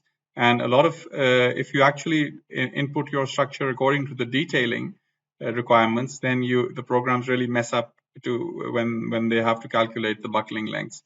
So what I've done is over here, I've divided this beam, this physical beam into 3 parts because I want splices over here in the detailed model. But as far as the buckling length, I know, as far as the main direction, the entire length of the buckling of the beam should be used for buckling in the strong direction, and in the weak direction, obviously these ones will restrain the beam from buckling in the weak direction. So I want them to be considered as well. So we have over here, if we go to the analysis and design menu, we have something called the unbraced length. And this can be checked for both the 2 direction and the 3 direction, 2 being this axis and 3 being that axis. So if I were to press the unbraced length button and then hover over this beam, I'm expecting the entire length of the beam to be shown as unbraced. And for this side, I want these elements to basically restrain it. So let me go over press this button and go over this beam. And as you can see, if I'm hovering over that beam, despite the fact that it's limited, I've broken it, it's still showing the entire length of the beam as my unbraced length in the stronger direction. If I were to press the 3 button, which basically tells the program to now switch to the other side, it shows you can tell the green, the red, the green, the red. Those are alternating segments for the weak direction, and it's telling me that in the other direction there are restraining elements, and we've got 4 segments, and in each segment the buckling length will be the lengths of those green and red and green and red alternating segments. If I were to, for example, interrupt and come over this middle member and do the same thing again, once again, you will see that when I hover over the middle member, that also is shown to be the entire length is shown in the stronger direction. And if I press 3, then we get these intermediate areas for the buckling lengths in the other direction because of the existence of these. Now we talked about this this feature called let's go back to the design tab, and as we said, provides buckling support. So if I were to remove that for, let's say, this particular element, and this one now does not provide buckling support, and if I were to go to my unbraced length again, so this is the strong direction, and let's press 3 to see the weak direction, and you see that in the weak direction it has now skipped that element. It's telling me that there's a red portion in the beginning, then there's a larger green portion, and then there's the final red portion for that element. And this larger green portion has basically skipped over the element which was coming perpendicular to it, which would normally have supported it, but since we've turned it off, it's no longer supported. Now, another thing which I can do is, instead of doing this, I can leave this on. I can say it provides buckling support, but I go in and give it an axial release. Now, in this case, once again, if this element has an axial release, whether on the start or at the end, it doesn't really matter. It's not going to provide buckling support in the weak direction. So although I have that particular feature on, the one in the design tab, that it does provide buckling support, but my analysis constraints are different. And now, once again, if I were to go to my unbraced length command and go over this, for the stronger direction, we have the whole thing. And for the weak direction, once again, we see that the element has been omitted. Now let's talk about a column, for example. So let's select this column, and this column is going across 2 stories, but it's also extending into this third story a bit. But with the point where it is ending, there is nothing to restrain it. It's just continuing to connect with the column over here. So if I were to do, if the program was to do, if there were any design sections over here in this region, the buckling length which needs to be taken for those is not just this little stub which is coming out, but it should be the entire segment all the way to this point until you get to these lateral supports for the other column. So if I were doing any design checks over here, my segment length should be this whole length all the way all the way to these constraining restraining elements. Now if I were to go to my unbraced length command and select this column, you can see that in the bottom area which I just showed, the entire area has been painted red. That will be the segment length taken, although the column actually stops short of that. So this feature is extremely powerful, and what it allows you to do is to focus on your detailing as well. You can check your splice locations. You can model your columns and your beams according to the actual splices where you want them, and you can rest assured that you won't need to override the K factors and the buckling lengths and this and that, because they're really time consuming. And every time you run the analysis and you have and the section changes, if you have to go back and modify those factors, then that's really a big problem. In Comosys, the buckling lengths and the unbraced lengths are calculated very accurately, even if the element is composed of several parts, even if it falls into a segment where the element after that needs to be considered, as you just saw on the screen. And this is a really time-saving feature. And the same intelligence is available to you for the deflection checks as well. So it's not just the buckling checks. So for example, if Comosys was to check for the deflection of this element, it will know that even though I'm checking along the stations over here for this little stub, I will need to take this entire length into consideration. So let's say the deflection limits are L over 500. Then which L do we use if you're doing the design of this element? Do we take this L, or do we take this and this put together, or do we take it all the way? So once again, the same intelligence which we just saw for the buckling lengths is also available for the deflection check. Now you do have the option of actually going to your design tab and actually overriding the variables, the automatically found unbraced lengths around the 2 direction for each segment. So this if you want to override, for example, you could have several numbers entered. So you could say that for the first segment, the unbraced length is 3 meters, and for the second segment, it's 4.5 meters. For the third segment and onwards, it is 5.5 meters. So you can override just in case you want to do something different. But in most cases, you will not need to override, and that will be a huge advantage for you. And you can do the same for the effective length factors K22, K33. But once again, if your releases have been entered correctly and your buckling lengths are correct as well, then your K22 and K33 factors will also be calculated correctly. But you do have this option of overriding the result.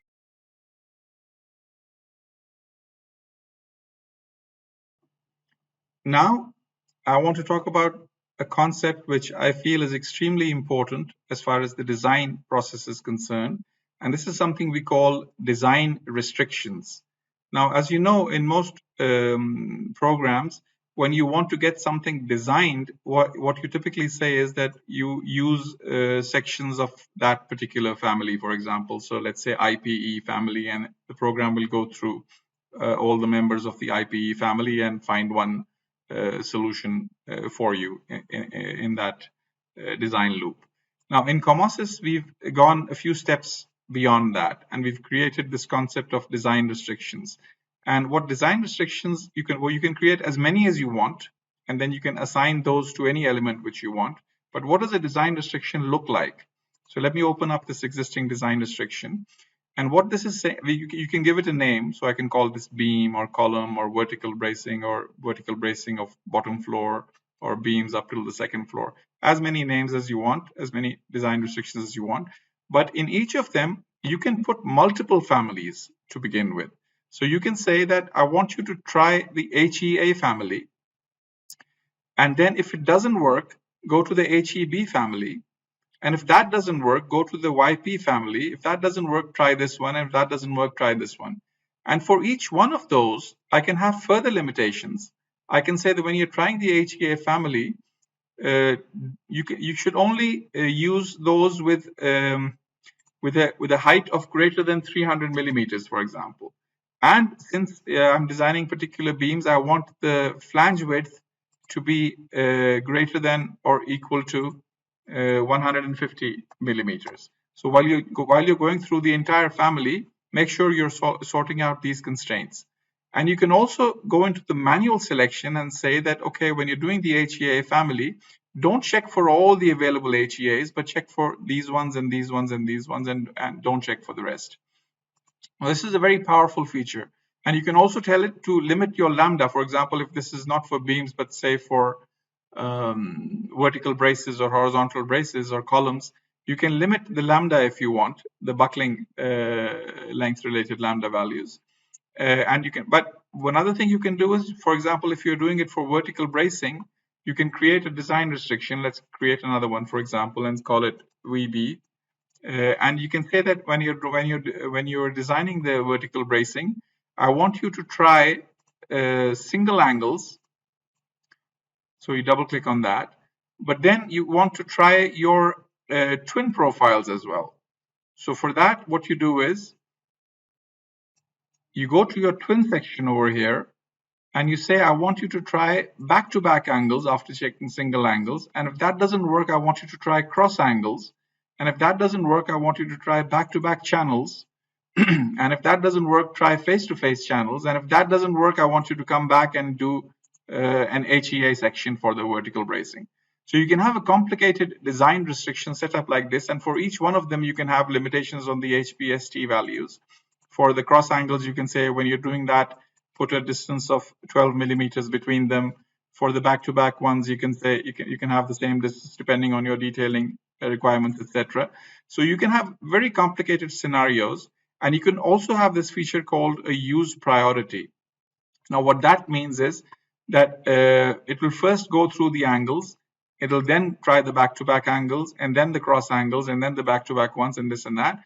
But if you remove this flag from here, what it will do is it will put all these families, all the angles and the back-to-back angles and the cross angles and the eye profiles into one bag, and it will sort them according to their weights, linear weights, weight per unit length. And then so it could be that it tries an angle, and the next thing it tries is an HEA section, and the next thing it tries is a back-to-back angle. They will be sorted according to their weights.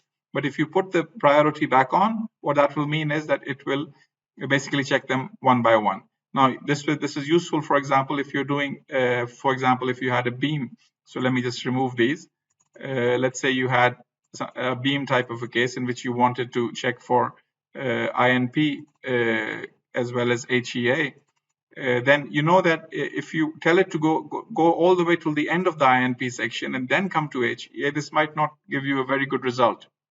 The reason being because INP profiles are don't have wide flanges. And if the beam had a little bit of M22 in it, maybe you would find a solution right at the end of the INP series, which would be a very uneconomical solution. So instead of doing that, you remove the priority and you say that you mix them up and whichever one works. So maybe it'll try the smallest INP and then it's going to try for the HEA one, and that might work according to the weight. So these are very powerful features, what we call design restrictions. And what you can do is you can create as many as you want, and then you can select any member, and you can go to the design tab, and inside you can say that this element will be designed according to this design restriction. And you can do that with the multiple selection as well. For example, you can select the entire all the beams over there, and you can say all these will be, or what you can do is you can go like that, and you can say enter. Or let me just turn on the fly filtering. Say go to profiles, turn according to beam groups, and say only select the beams. And then you can say I want these beams to be designed according to this design restriction. And these are this is a very powerful feature which will really clean up or make your design process very Now, once we are done with the analysis, we can proceed with the design. And we have these options of either checking elements or designing elements. These are two different options. You can check a particular element, which would be check selected, or you can check all, or you can check a particular subset, or you could design the selected elements, or you could design the entire structure. And so let me just what's the difference between checking and designing is that what checking will do is it will take the existing section. So if this is the existing profile, for example, it has a certain size, and what check means is just use the existing section and do all the design checks at all the stations. Right now, if I were to select this element, the analysis has been done. But if I were to say, show me the design data, it's empty. The element has no design information. It's just been analyzed. But if I were to select it and say, check selected, then immediately the program performs a design check on that element. And after having done that, I can go and check the design data. And this time the design data is filled. And you can see over here your final stress results. This number should be less than 1. Basically, the summation of your axial forces plus your bending moment and your bending 3-3, the total should be less than 1. Right now, it is less than 1. And it'll give you the exact locations. It'll say that the most critical combo was this one. At a location of 0, the axial force was this much, the bending moment was this much, etc. Your lambda or inertia parameters are given over there, your K factors, your L unbraced lengths, and your design related variables, and the final analysis. And it will also do over here your shear checks as well as your deflection checks. So it will do the analysis, but this is basically a design check. So it's not really designing the element, it's just checking it with the existing one. Whereas the option of designing it would mean that, okay, you don't change the profile, keep it as it is. Obviously, to change the profile, you would need to unlock the model, but you assume as if the loads will remain the same, whatever the current loads are, but you find me a section which will work for the case. And how will it find this section? It will use the design restrictions which we had provided. So for example, this particular beam might have some design restrictions. Let's go to the design tab. So it has a design restriction called, it has a name over there. And this particular design restriction is over here. We can go in there and this says check for HEA, check for HEB, YP, IP, and this and that. So if you instead of saying just check all, if you check the selected one, if you say design the selected one, it will go through this design restriction and find the appropriate section for you. So let me just do that. Let me double click on that. Right now we just did a check, but if we were to select this and say actually design the selected one, then what it will do is it will suggest a section for you. It will tell you that this if you use this section, then this will give you the optimum result, and then you can modify the existing section according to that, and there are very quick ways of doing that and replacing the thing for the whole building, etc. And we will obviously talk about those as well in a minute.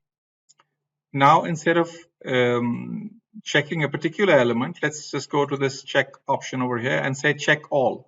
And this will tell the program to check all the members of the entire building. So let's just press that. And very quickly, it goes through the design of all the elements and all the stations and all the load combos. And in a few seconds, it's completed. Once the check has been performed, we can turn on the color coding from here. And immediately on the screen, you can see that the elements have been color coded according to their design ratios. And you can set those colors up, of course, in your settings by going over here and defining. You can add to these ranges. You can make them more refined, and you can also limit the color coding according to, because obviously when an element fails, it can fail according to your capacity ratio, or it can fail according to your lambda criteria. It can also fail according to your deflection criteria in the 2 and the 3 directions, or it could fail according to your shear criteria as well. You can choose which criteria to consider when you're doing the color coding, and that's a nice advantage to have. But anyway, coming back to the subject, it color codes on the screen, and you can see that the elements are either green or blue, which is okay, and the red ones are the ones which have a problem. So if we zoom in there and select this one and say, okay, this is failing for some reason, and I want to check the design data. So the axial and bending components seem to be less than 1. That's okay. The shear check is fine, but there's a warning over here for the deflection check. It's not really passing by a big amount. 0.011 is slightly bigger than 0.010. So maybe you can ignore that, or depending on what you want to do. Once again, you can go to other parts of the building. There's another one failing over here. You can go and check the design data. Everything seems to be okay as far as axial is as far as stresses are concerned. Once again, there's a deflection failure. It's like almost double what it should be. 0.04 is greater than 0.02, so you need to do something about this. So this is a very nice and convenient way to check your design results. If I was to say that I'm not really worried about deflections right now, just show me any stress failures for the moment. What I would need to do is I would need to go to my settings, go to my design ratio colors, and say don't show me the color coding according to deflection criteria. And the moment I do that, these elements also turn green, and now only the stress checks and the shear checks are being done. Now let's talk about one-click design. One-click design is a very nice feature we have in Comosys. And to explain that, let's recall that design is basically an iterative procedure. When I say that, what I mean is that you need to you need to load your model, obviously. You need to put the loads in, you need to create the load combinations and this and that. But then you need to run the model, and then you need to check the model, whether some elements are failing or not. And if some elements are failing, then you need to design them to see what section would have made them pass. And then let's say these are whatever 60 odd elements. Let's say when you design them, say 55 of them are actually they need to be changed. So what you would need to do is then go in and change those 55 elements. But the moment you do that, now the analysis results are invalid. So you need to run the program again, run the analysis again. And when this time when you do that, now something different will happen because the sections have changed. And maybe not 55, but maybe another 25 elements would need to be changed. And then you would come back and unlock the model, change the elements again, and then run it again. And you need to keep doing this iterative process until you get to a point where basically the elements are not changing anymore.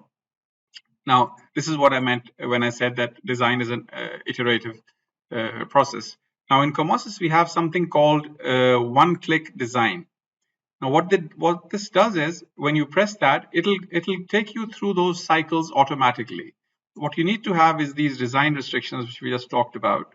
So I've created 3 design restrictions, one for the beams, one for the columns, and one for everything else, which is basically the horizontal bracings and the vertical bracings. And I've told it that for the beams, your design restriction is you can try the INP section, you can try the HEA section.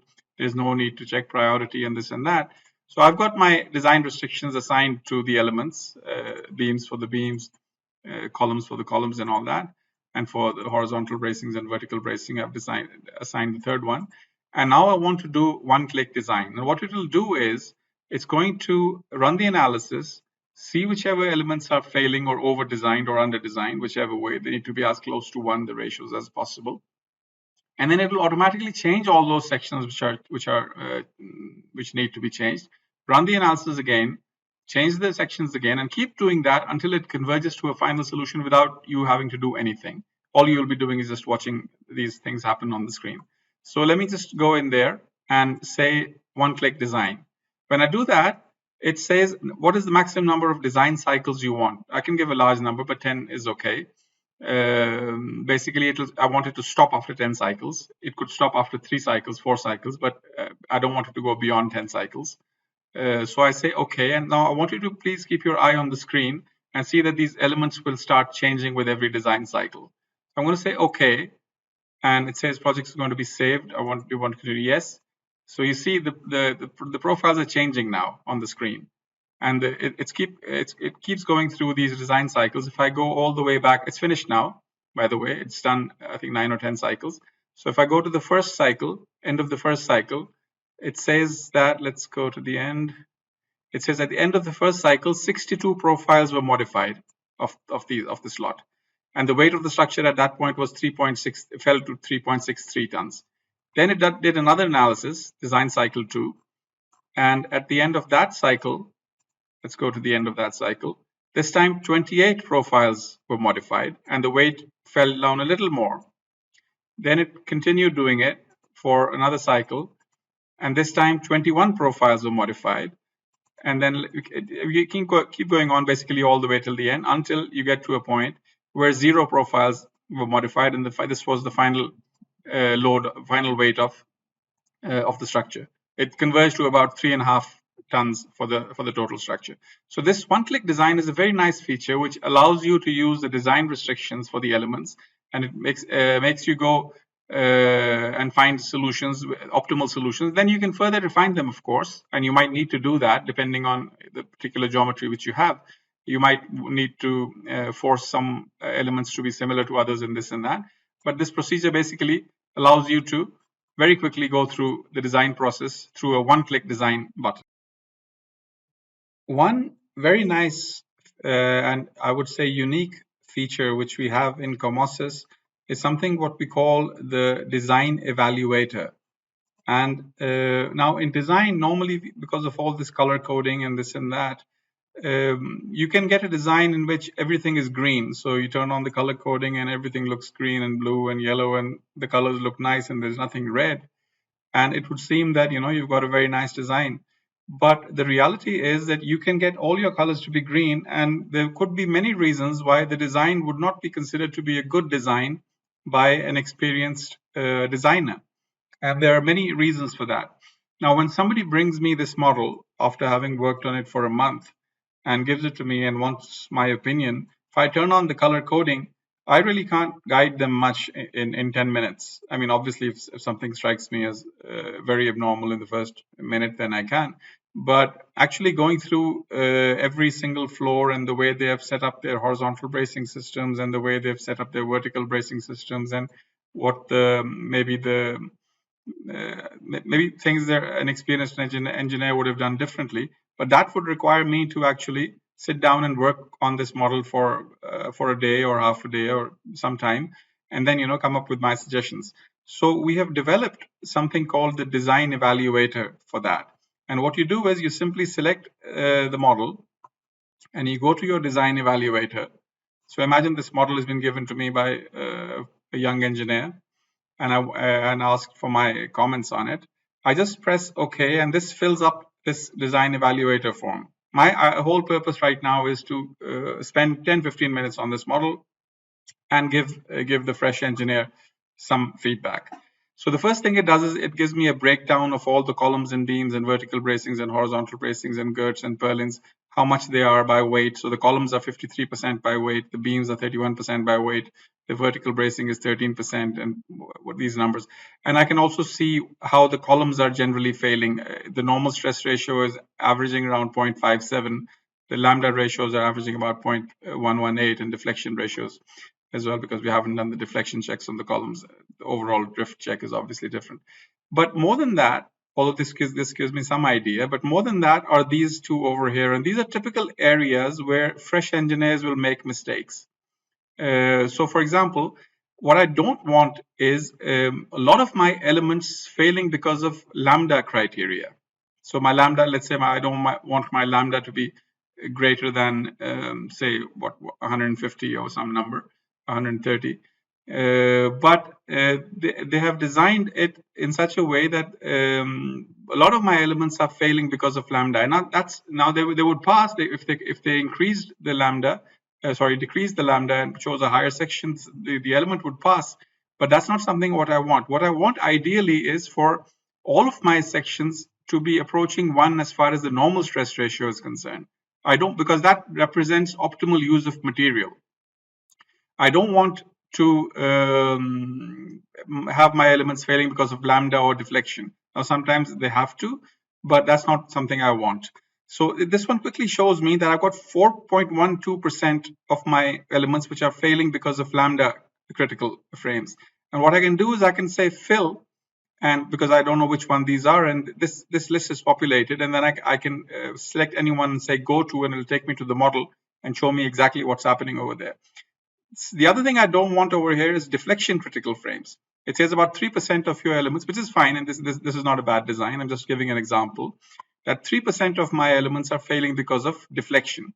If I press fill over there, this list is populated again, and I can then press go to and go to those individually and see why there is there something I could have done differently. Maybe I could have framed them differently and get a better design. Similarly, what I don't want is shear critical elements. I want my elements to fail because of normal stress or bending stresses, not because of shear stresses, typically. So this number is reasonable again, only 1% is failing because of shear, or if shear is governing, I should say, not failing. And 91.744% is the normal stress is governing, and that's a very good sign. So this is a good design. But over here, we see that these are floor beams. And in floor beams, you want basically your floor beams to be dominantly loaded in the M33 direction. So because of their three components, the axial component, the M33 component, and the M22 component, for the floor beams, I want M33 to be dominant. I don't want M22 to be dominant for the floor beams. But this one is telling me that about 8.65% of your total weight of beams is actually has got a very high M22 ratio. So I'm interested in that. Let's press the fill button and go to this one over here and see that, okay, this one has an M22 ratio of 0.449. That's very high. I want this one to dominate. So what I'll do is I'll select this one and say go to, and it takes me to that beam. And if I actually open it up, if I open up the design data, I see that yes, actually the bending 2-2 component is actually dominant. And that's not something I would have liked. So I can then take a look at it more carefully. And it's probably because of these horizontal bracings over there, and they're really pushing into it in a lateral direction. So maybe that will give me an idea about what I can do with that, or what I can suggest, because this is a waste of material. This is not a good way of using this. What the program has done is, because the loads are in the M22 direction, it has optimized this section by just using a bigger and bigger section. But that's not good. I could have chosen a much smaller section had my lateral loads not been there. Or if I had used a different section, maybe a different type of section, maybe. Another thing which I don't want is for my bracings, say my vertical bracings or my horizontal bracings, to be failing or having a significant component of moments in their design. I want them to be primarily working for the axial loads. But you know, sometimes when we have these large bracings, even their self-weight can cause bending moments. And sometimes if they're not supported along their self-weight, that bending moment can take up a lot of their capacity. Now, in this case, we don't have any of those, but there's a limit over here. I think it's, let's see, where for axial loads. So it's 0.3. We don't want a limit for ratio of priorities for the direction. So that you can change these numbers over here. So yeah, this is the one, I'm sorry. Upper limit for some of the moment ratios for profiles whose primary intention is to take axial loads. So I can reduce this number to 0.2, for example, and I can see which ones are failing according to that. Then I have this lambda max over lambda minimum limit. This is also important. Obviously, every profile will have a weak direction and a strong direction, and there will be a lambda max and there will be a lambda min. And typically, I would want these two numbers to be close to each other, because if lambda max is much bigger than lambda min, then it's obviously going to fail in the lambda max direction, and that's going to be a waste of material. So this is over here, this is lambda max to lambda min ratio 1.2, which I've specified on the right hand side. And over here, it's showing me all the elements in which the ratio is greater than 1.2. So I can zoom in on those and maybe suggest something to the engineer that don't do it, or put some zero members in that direction or something like that. So these are things which fresh engineers miss. Lambda related criteria, deflection. In the end, they get everything green, and that's okay. But that doesn't really mean the design is good. So you can have lots of elements failing due to deflection. You can have lots of elements failing due to shear. You can have lots of floor beams in which M22 is dominant. You can have bracings failing because of moments. If I were to just take a look at the color coding, I would think, okay, this is a reasonably good design. But my whole idea is to spend 10 minutes, 15 minutes, and give the person some sort of feedback which they can use to modify the design, because you can have everything green and still it could be a horrible design. So this design evaluator is a very nice feature which you can use to quickly go through as a senior engineer in the company because when your junior engineers will be forwarding you their models, you can go through them in 15 minutes, 20 minutes, half an hour, and give them a lot of nice comments which they can use in their refinement of the analysis. Now, I had touched upon this in the steel webinar a bit, but I want to just do a small recap of that. And that is that while we can work in the locked model as well, as far as the design of connections is concerned, but we can also work with the unlocked model. And to do that, we need to do a few things before we unlock the model.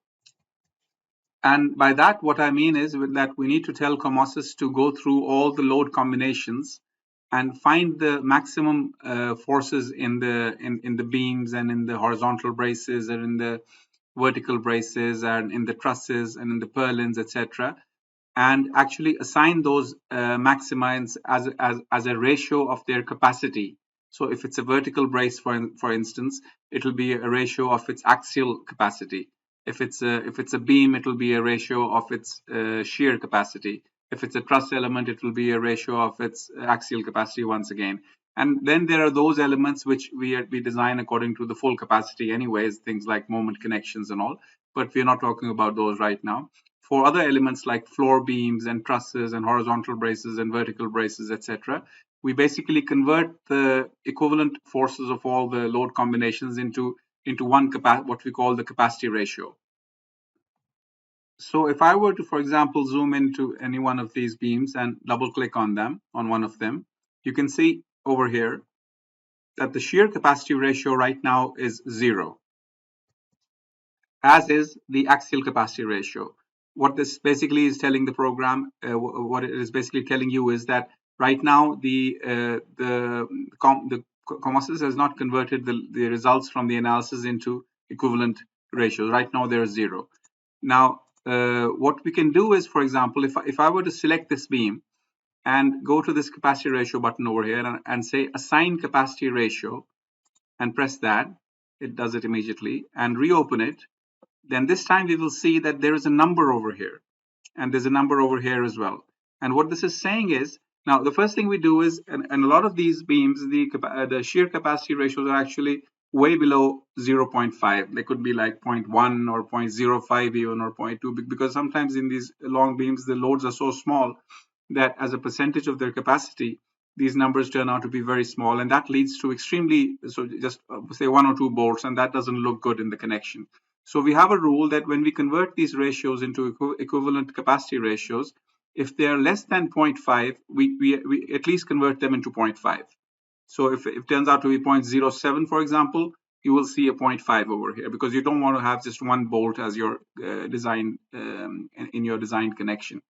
And if it's between 0.5 and 0.6, let's say 0.57, something like that, we convert it into 0.6 and then 0.7 and all that. So we round off to the nearest number and we keep going like that. But and there's also, we go through all the axial forces in the beam and then convert that into the axial capacity ratio.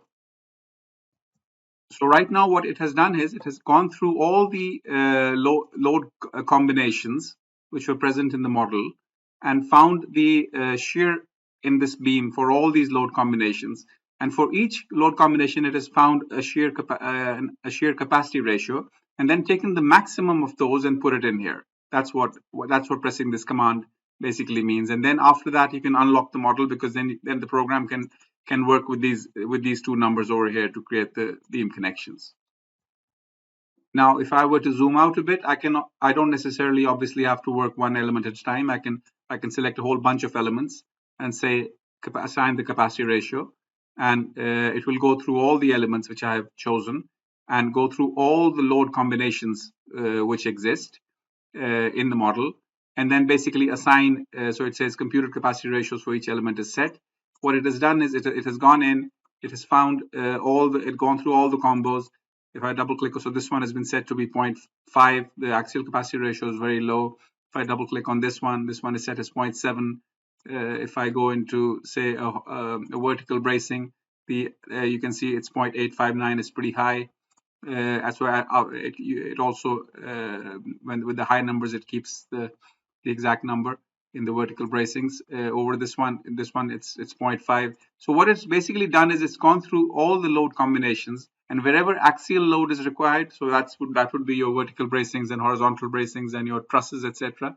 It has converted them into an axial capacity ratio. And wherever shear forces are dominant, like floor beams, that those it converts into a shear capacity ratio. And then as far as the moment connections are concerned, they're always designed according to the full moment capacity, so we don't really need a ratio of 1. We just do it with a ratio of 1. Now, as a general rule, these connections always should be over-designed a bit. You don't want your steel structure failing from the connections. If anything, it should be a ductile failure, and the element should yield or not fail, or at least show excessive deformation before anything happens to the connection. So it's always a good idea to, if your forces are 0.3, they should design it for 0.5 or even more. So this is a good idea to have at least some minimums of 0.5, and then if it's more than that, then that can be accommodated. But one thing you can do is that sometimes we have the same section, so the same section could have different capacity ratios assigned to it because of the loading, but you don't want the connections to turn out differently.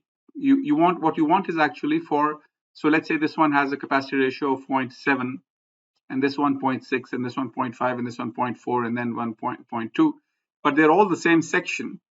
So what you want to do is actually for all the same sections to be assigned the capacity ratio of the one which carries the maximum load, because in that case you will have a very consistent connections everywhere, rather than having this one getting 6 bolts and this one getting 4 bolts and this one getting 2 bolts. You will have the same connection everywhere for say the IP 160 connection. And for that, what you can do is you can select the elements and go to your capacity ratio and say assign the maximum capacity ratios. What it will do is it will group the selected elements according to their sections, and then find the one which has the maximum capacity ratio, which has just been assigned. So you need to use this command first and then use this one. And when you do that, it will group them together and find the one with the maximum and then assign that maximum to the others. So this is a very useful command which you can use as well. And what that will do is it will lead to a very uniform set of connections throughout your building. One type of nonlinear analysis, which is very common in structural engineering, is the analysis of soils as compression-only springs. Now, foundations have soil beneath them, and the foundations can be subjected to, or the structure can be subjected to, lateral loads. And under these lateral loads, we might have an overturning of the foundation. But analyzing for this overturning requires that the soil be modeled as compression only springs, something which is not able to take any tension. So for here, if we look at the load case of earthquake Y, for example, a lot of this area is under tension. There is no stress under the soil because of these loads. Similar would be the case for example, wind in the X direction, or if we were to take some other wind in the Y direction, would be something like this. So you need, and these are load cases. So in the combos, the situation is slightly better because you have the vertical loads as well. But what you do in Comosys is if I were to double click on this supershell, you can go to the settings tab, and here you can see that below the supershell we can give soil springs.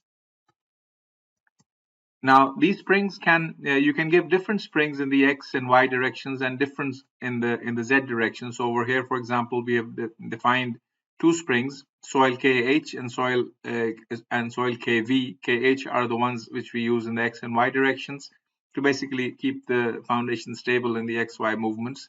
But the KV one is the one which is nonlinear, which is the vertical component.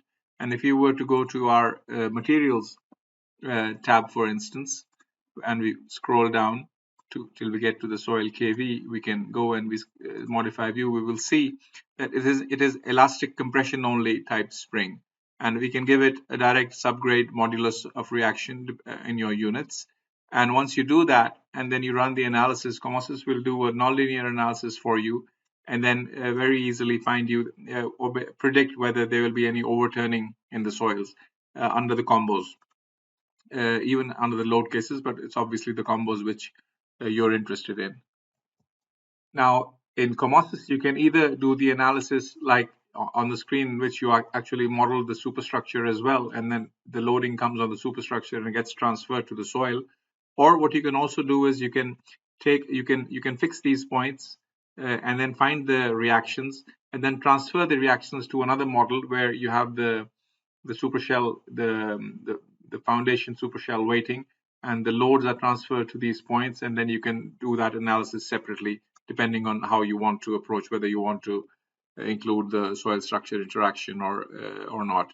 But it's a very useful feature which is usually not available in many programs, or they try to keep it separate. But in Comosys, we've provided this ability to analyze soil as a compression only springs within the program, and that's going to be very beneficial for you. Now let's move on to this example over here. This is a little very simple truss. We have loaded it with about 1800 kilonewtons in the middle. And the only novel thing about it is that instead of doing a normal classical linear analysis, what we want to do is do a nonlinear analysis in which the material is bilinear. So the material has a stiffness up to a certain point, and then it softens up and goes sideways. And obviously, when it crosses that limit, it crosses that yield point, if you will, then the deflections will start to grow rapidly because it will be a much softer material. And what we've done for that is we've assigned to it a material called steel bilinear, and you can define these materials in Comosys separately. So it's over here, and you can define their yield strains and their hardening factors, etc. And once you have and you can define it to be a uniaxial material or with the type of bilinear. And once you do that, you can assign that to truss members, for example. And once you have that, then you can run the analysis and find out about the results.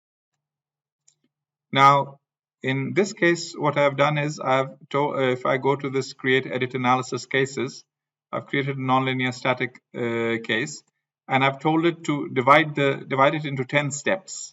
So the load of 1800 kilonewtons will be applied in 10 intermediate steps according to these settings.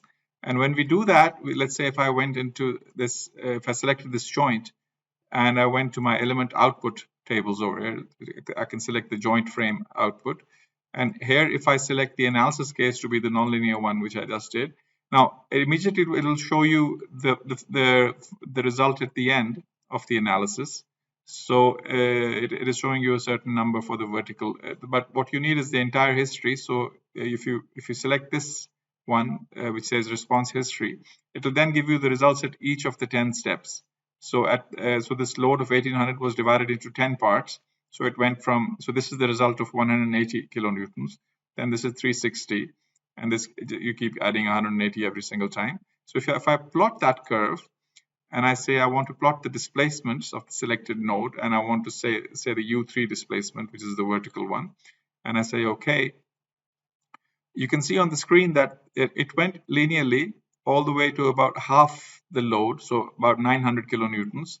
It went linearly, but then it started softening, and it kept the softening kept on increasing as well. And at the full load, had we done a normal linear analysis, it would have been something like maybe something like about 50 millimeters, about 5 centimeters the deflection would have been. But with the full nonlinear analysis, we see that the truss actually goes all the way to about 20 centimeters because it really softens up after that. One final example before we wrap this up, and this is a preheater tower, as some of you would know who are in the cement industry.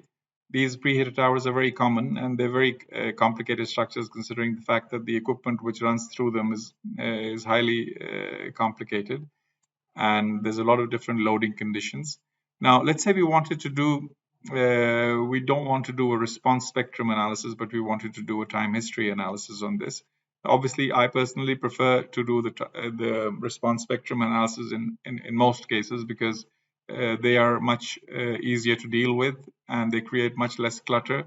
And one response spectrum can actually cover dozens of time history analyses, because if you select a particular time history, you would need to be very careful because it might not represent the full spectrum of that area. So theoretically also you would need to at least consider maybe 20-30 different time histories and ensure that they are equivalent to the response spectrum of your area and your site. And that's a very hard task, and also considering that doing a full time history analysis itself is quite challenging in many ways as well. But anyway, getting down to what we have at hand, what I've done is, so what we do is basically you start off with the time history function, so you can create and edit time functions and ground motions.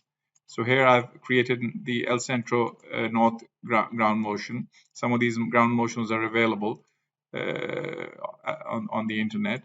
And if you modify and view that, you can see that this is it lasts for about 30 seconds, the shaking, and you can give it a name, and you can import it from a file and all that. And once you have that, you move on to your next step. And that next step is you go to your menu over here once again, and you go to this create, edit, load cases and combinations. And on the right hand side, you have dynamic load patterns. If you select that, you have the option, you can create a dynamic load pattern again over here. And to this load pattern, you can assign any time series. So we just created this time series of El Centro. So if you can create more than one.